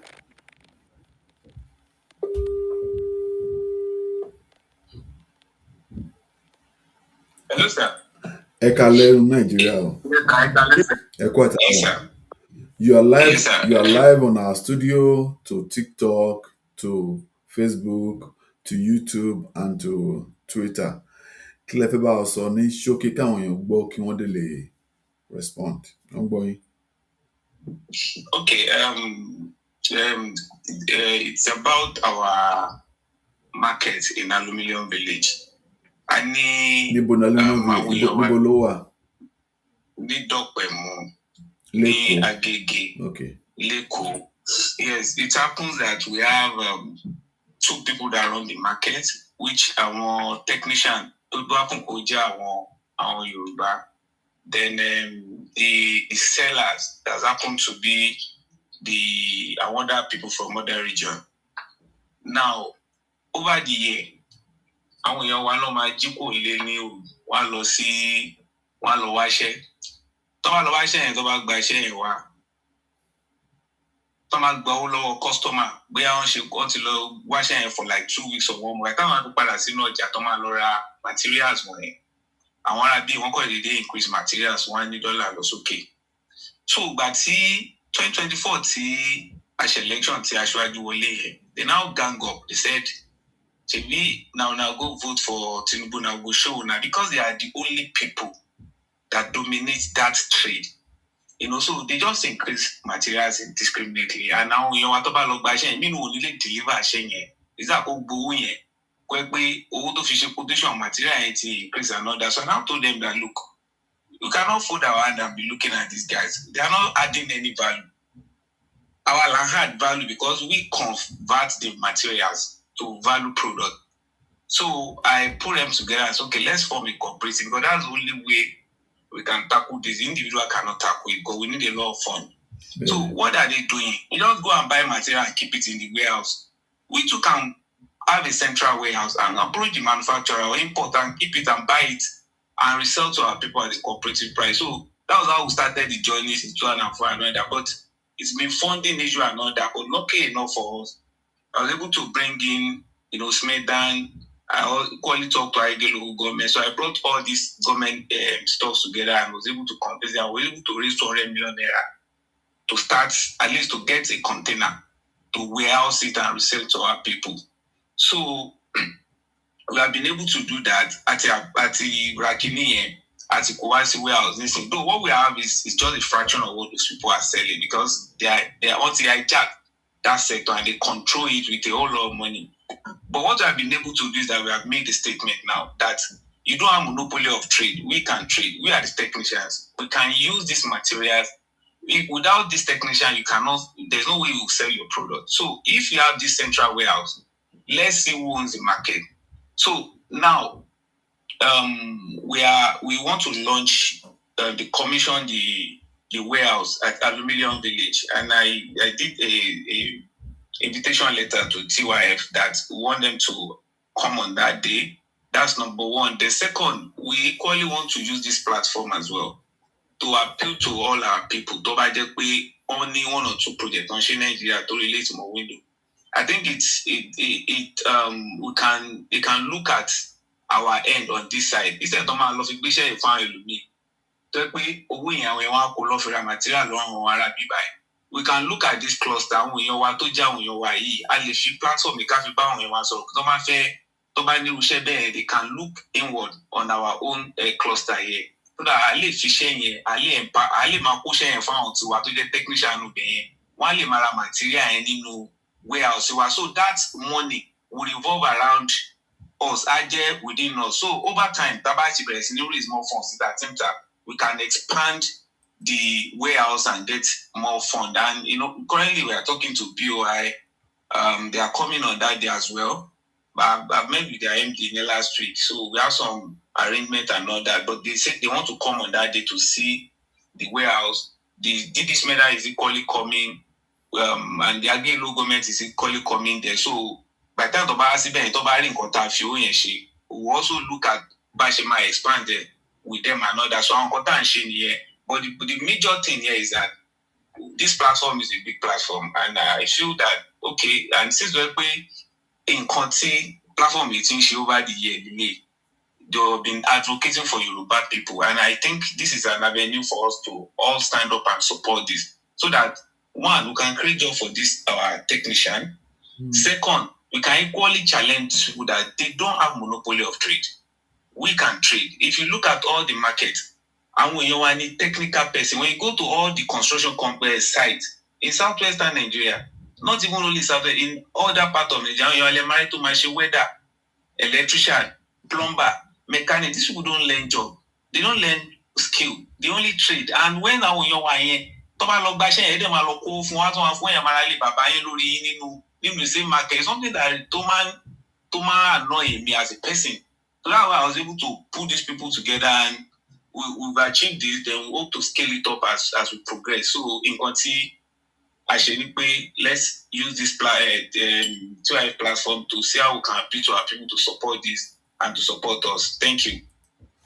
Ẹ ṣé gan ni. Ẹ jọ̀ọ́ ta ni à ń bá sọ̀rọ̀ ṣe lè fún wa lórúkọ yín kí gbogbo ará Igbo yín àti orúkọ mi ni Abdulaziz Olawale. So I'm the president of the cooperative Tadasile, which is Evergreen.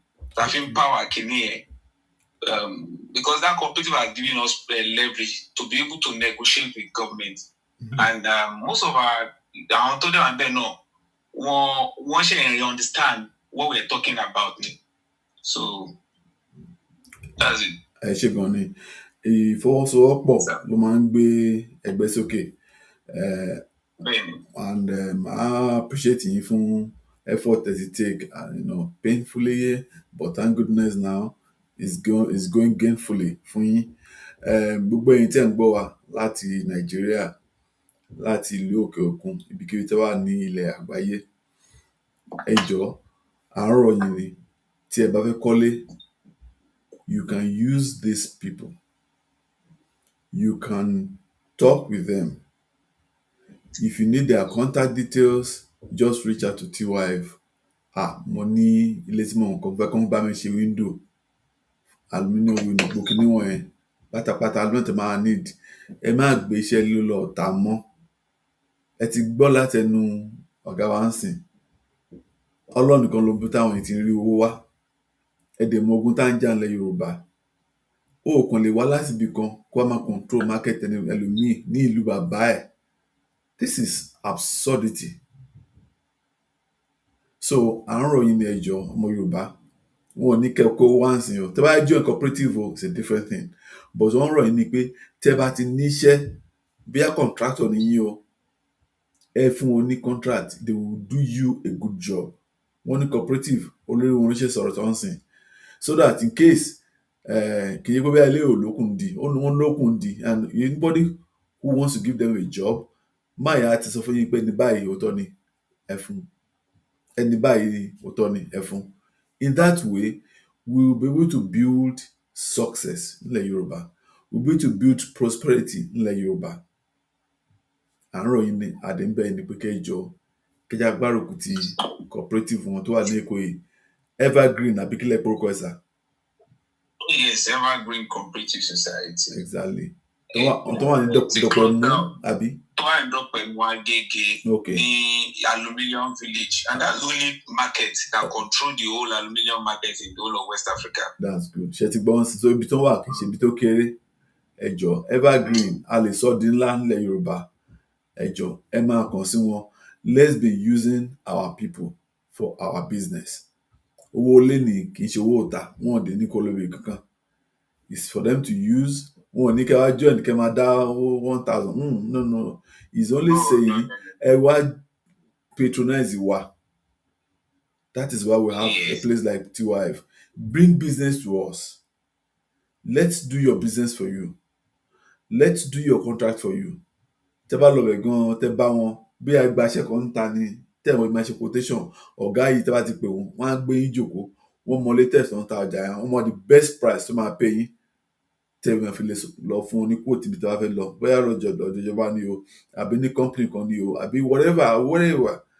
Tẹ́ bá ti ní gbòkì níwọ̀n ẹ lọ bá wọn. Wọ́n á bá yín ṣe iṣẹ́ àdébọ̀sí yín lọ́wọ́ lágbára Ọlọ́run. Ẹ jọ̀ọ́ à ń bẹ̀ yín àdéhùn yín ni. Ẹ má yẹ ká abandon ilẹ̀ Yorùbá. Ẹ jọ̀ọ́, if you say you love Yoruba, it should be in your action and in your deeds. And that action starts from nǹkan kéékèèké báyìí. Pé Yorùbá ń ta búrẹ́dì. Àwọn kan náà ń ta búrẹ́dì. Wọ́n bá tẹ̀ wọ́n ta búrẹ́dì olóyin tó lẹ́yìn tó gbogbo ẹ̀. Ẹ yẹ ká gbárùkù ti Oṣòdì wa. Oṣòdì búrẹ́dì wa, òun ni kókó bread wà láyé. Wọ́n ní bẹ́ẹ̀ ta burrito. Ẹ yẹ ká gbárùkù ti ẹwà gan yín wá. In that way, our people will grow, and there will be prosperity nílẹ̀ wa. Ẹ ṣe gan-an jẹ́ fún olórúkọ yín lẹ́ẹ̀kan sí àti ibi tí ẹ ti wá sà. Orúkọ mi ni Abdulaziz Ọláwálé láti Dọ̀pẹ̀mú Aluminium Village. Ṣé ẹ máa nìkan pẹ̀lú lórí fóònù àbí? Yes. Okay, please, your phone number. Wọ́n ń gbọ́ yín ẹ pé fóònù wa ní ẹ pè léra lẹ́ẹ̀mẹ́ta sọ ni wọ́n lè kọ sílẹ̀. 08028585834. 080 again 28585834.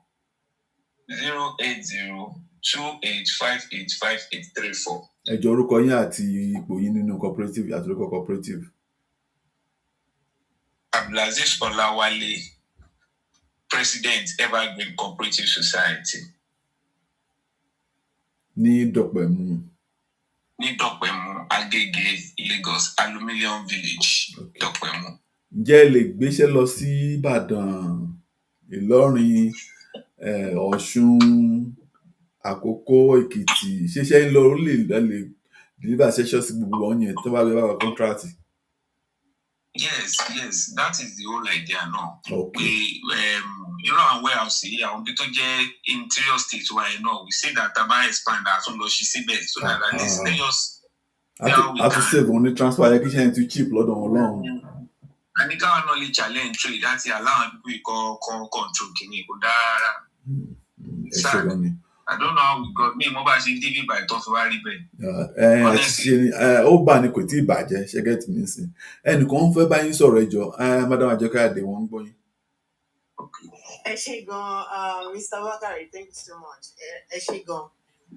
Ẹ kú iṣẹ́ o, Mr. Abdulaziz. Mr. Abdulaziz, thank you so much. This is what we've been saying.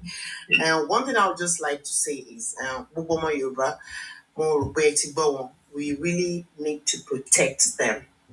Àmọ́ báwọn èèyàn yìí ṣe ń rori, we know how they think and we know their move. A gbọ́dọ̀ protect wọn. We just have to protect them. So ẹ jọ̀ọ́ bí wọ́n ṣe sọ yẹn, a gbọ́dọ̀ fún wọn sílẹ̀ o. So ẹ jọ̀ọ́ ẹ jẹ́ ká patronize wọn. Ẹ jẹ́ kí owó ilé kó dúró nílé. And that protection, gbogbo wa, a gbọ́dọ̀ gbárùkù tí wọn ká protect wọn. Nǹkan kan gbọ́dọ̀ ṣe wọn. Thank you so much. Ẹ ṣé gan. Yes, thank you, ma'am. Èmi náà fẹ́ sọ̀rọ̀. So, Mr. Abdulaziz, ẹ ṣé gan. So, nǹkan tẹ́ sọ yìí náà a ṣẹ̀ṣẹ̀ máa sọ. A dẹ̀ dúpẹ́ pé ẹ̀yin tẹ́ wà nídìí trade àti iṣẹ́ ọwọ́, ẹ̀yin náà ẹ ti notice kìíní. Inú mi dùn gan. So, it's just a matter of time. Everybody máa padà understand nǹkan tí ẹ sọ tán yìí. A need ẹ̀ ní aluminium nìkan. We need it in every sector ní ilẹ̀ Yorùbá. Torí pé àwọn tí ó jẹ́ pé they depend on us to survive, because that is what it is. They depend on us to survive. A lè wá jẹ́ kí àti wá gbà wọ́n láyè débi pé ìwọ tí mò ń fún lóúnjẹ kò tún wá fẹ́ máa kó bá ti wá yó tán èmi ló tún wá fẹ́ máa ṣe ń jàmbá. So inú wa dùn pé ẹ sọ nǹkan tẹ́ sọ ìyàwó náà dẹ̀ tún máa bá yín tún sọ fáwọn èèyàn. Mo ti mú nọ́mbà yín, mo ti mú nǹkan yín. Lágbára Ọlọ́run a rí àwọn èèyàn wa tó máa pè yín. Ẹ ṣé gan. All right, ẹ ṣé gan. Ẹ ṣé gan, Mr. Abdulaziz. Thank you very much. Okay, ẹnìkan fẹ́ bá yín sọ̀rọ̀ ní sùúrù. Ẹ jẹ́ níbo bá bá Mr. Abdulaziz sọ̀rọ̀. Wọ́n lè wá sókè. Ẹ jẹ́ sáré sọ sí nǹkan tí ẹni tó sọ̀rọ̀ tán ẹ sọ in time of pé kò ṣe aluminium nìkan. Ṣé rí idea yẹn náà kò ń ṣe pé aluminium nìkan, but ibi tí yàn ṣe ní grip over lábẹ́rẹ̀. You know, thank God pé we are having young political leaders like that guy in Agege. Yeah. That governor, that chairman.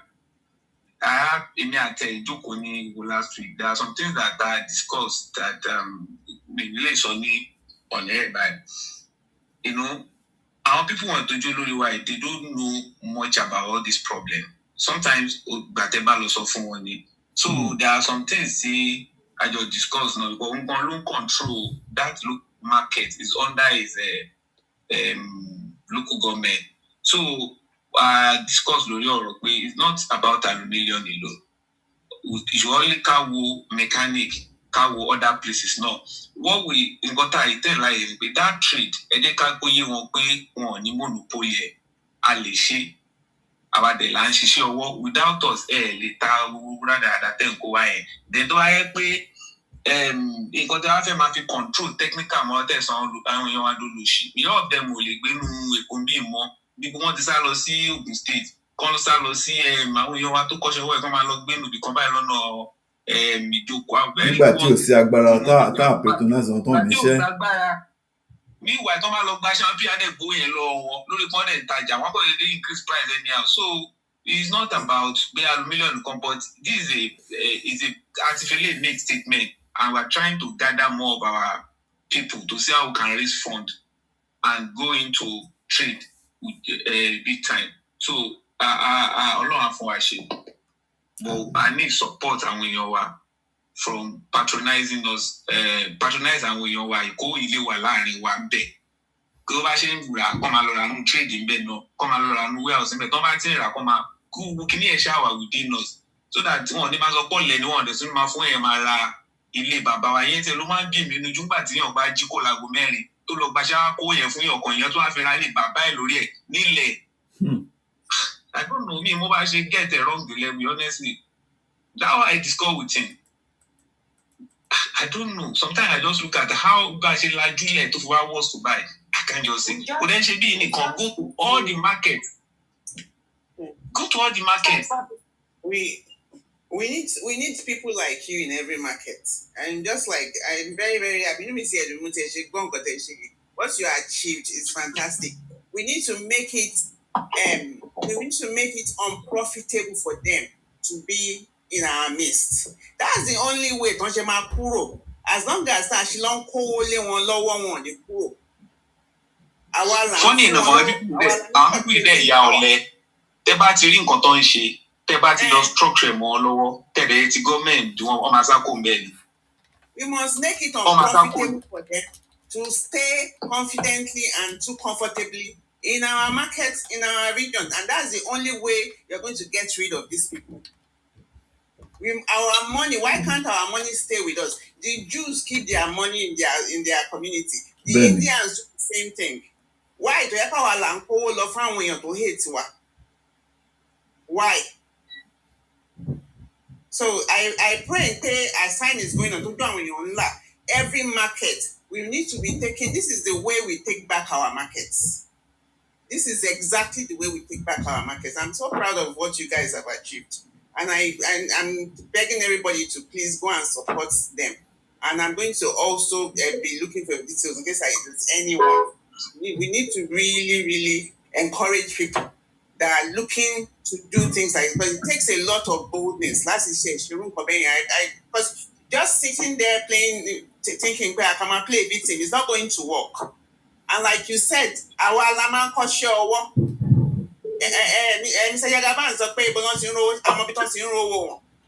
we know where they get the money from. Shop by day, robbers and drugs by night. Even not in Rowo. Our Lama Kosho is not right. In Pekuru,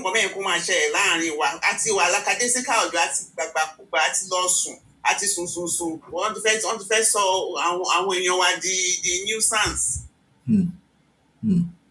Ẹ ṣé gan ni Madam Lola, thank you. Mr. I think I want to say something.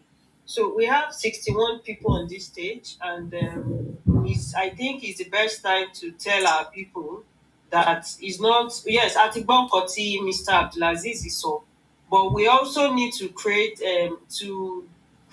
awareness.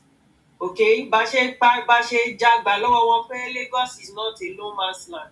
I think we should start a campaign to tell our people Yoruba awareness, consciousness, and self-preservation. This is a part of it.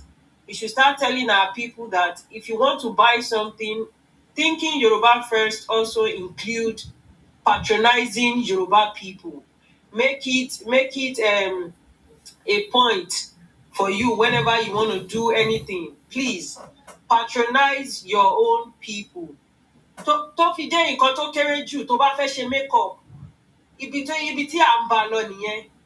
Because if you don't respect us, it's okay if you're on your land, but you're on our land and you still can't respect us, then we have to show you who is the boss. Please, let's create awareness. I'm going to be starting a campaign on that. This is not about fake medication. We've done so many campaigns, and this is the time to start this one. And I'll do a campaign on this. I'll do it back to back. Please, but we're not on the account. I see many of my comrades here, many of my big accounts, Ejo. Let's start a campaign. Yoruba people should patronize Yoruba people. Ẹ jẹ́ a fi owó wa sínú ilé. Ẹ jọ̀ọ́, gẹ́gẹ́ bá ṣe ń sọ fún wa pé kí Yorùbá kó fẹ́ Yorùbá, ẹ má gbé wealth wa, ẹ má gbé ilé ará àta lọ́wọ́. Bẹ́ẹ̀ náà ni ó ṣe rí ní business náà. This is how to bring our people up. So please, Mr. Bakari, somebody is coming up. Yoruba greatness. Yes. Okay, just 1 minute, ma. Hey, Jama, been 1 minute, ma, so we can run the space down. Thank you. Go ahead, ma. Oh, okay. Oh, sorry. I thought I was switched off. No. We won't do that. Yeah. Good evening. Good afternoon, and good morning wherever you are. Ekale Kaso. Ekwale Nibikibi Tebawalaye. I hope I'm not going to go off topic, but I'm going to go towards our educational institutions. I don't know whether this is true or false, but I know that these people are in our educational institutions in Yoruba land, and I am really scared because these people are committing crimes. Whether they are the good ones that are in there or not, we need our children to be taught by our expert educationalists. If it means bringing them from abroad, then set up an excellent package so that we can now start seeing our educational institutions teaching our children high quality education and partnering with international institutions. I know our educational institutions was one of the best in the 70s or even in the 60s, 70s. It was one of the best. We were going out to teach people. So let's bring our educationalists home. And also, I want to say that I don't think we should be offering that education free to non-indigens. Everyone is getting their quota from the federal government. I think it is criminal that they should travel from their region after collecting their quota, mass migrate, and then we are educating them for free. That is criminal and totally unfair. If they want to be educated, they must pay. They must pay. And a high rate at that. Yes, they must pay. So, they need to start paying. If they can't pay, they should scuttle back to where they are coming from. Scuttle back. We can't be giving them that education for free. We cannot. So that's what I wanted to say. And it also includes our medical education, our medical services as well. If they want to receive that medical, they must pay. So that's what I wanted to say. Thank you very much, Yoruba Goodness. Thank you very much. Thank you so much. We are very, very grateful. Mr. Abdulaziz Adepeloingon for coming to join us tonight and pitch your cooperative, your Yoruba greatness, and the knowledge that Eledumare gave you to pull this group of aluminium people together who are in that trade. And we on our end will do what we can do. We'll help write letter to the government. And nothing is wrong. If Lagos State government gives you a contract and say you must patronize evergreen cooperative society when it comes to aluminium works. Kò sẹ́ńtà lóhùn ní fẹ́ ṣe tó bá fẹ́ ṣe ni kó fi contract Èkó lẹ̀ tó bá ṣe ni kó fi contract Ìbàdàn lẹ̀ tó bá ṣe kó fi contract Àkúrẹ́ sílẹ̀ kò síjà ń bẹ̀, right? Kò síjà ń bẹ̀. So we are having, and gradually we are having leaders like you in Yoruba land who are thinking Yoruba first. Ẹ ṣé gan ni, thank you very much. Ẹ̀yin èèyàn wa tó wà nílé tẹ́ ń gbọ́ wa láti ibikíbi tẹ́ ti ń gbọ́ wa.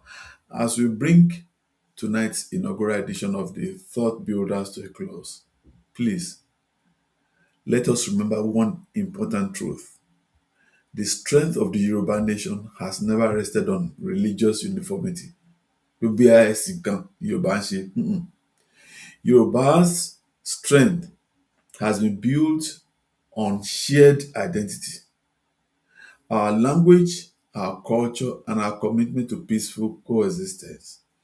There is a comment from somebody on Twitter, on YouTube, Mr. Tunde Akimbo Bola 101. Only, thank you so much, Are. And I quote, I will repeat again, I quote, thank you so much, Are. I am a Christian and I love my Muslim friends and family in Yoruba land. Love and understanding are what matters. Also, religion must remain private and not joined to politics. You see, tonight's conversation was not about condemning any faith.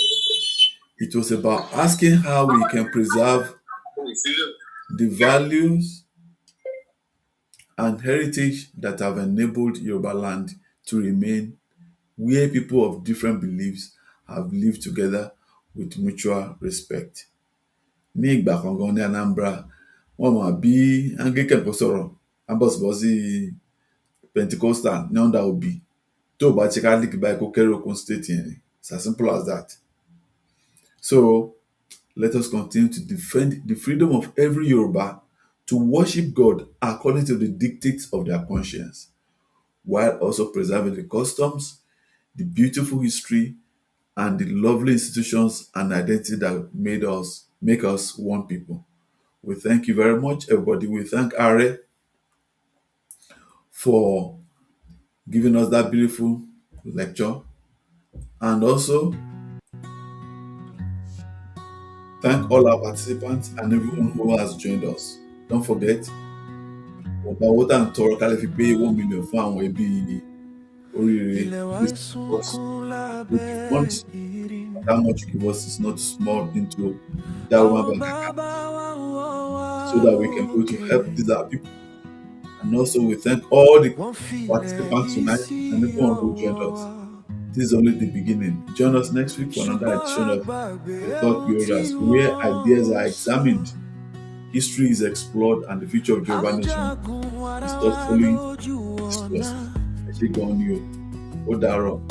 Ọlọ́run ṣàánú fún àwọn ẹbí bàbá olóyè ìṣòro tó fàyè papòdà ní ọjọ́ ìní, so that we can all have a beautiful reunion hereafter. We love you all. Ẹ̀jẹ̀ àwọn bàbá ṣì ń pè wá nínú afẹ́fẹ́ ilẹ̀ Yorùbá. Ohùn ilẹ̀ ń ké pé má ṣe gbàgbé ẹni tí ó jẹ́. Kí a ronú Yorùbá kọ̀ọ̀kan, kí a gbé ilẹ̀ wa ga. Kí a ronú Yorùbá kọ̀ọ̀kan, kí a dá àṣà wa bọ̀. Kí a ronú Yorùbá kọ̀ọ̀kan, kí a mọ ara wa dáadáa. Kí a ronú Yorùbá kọ̀ọ̀kan, kí a pa ìtàn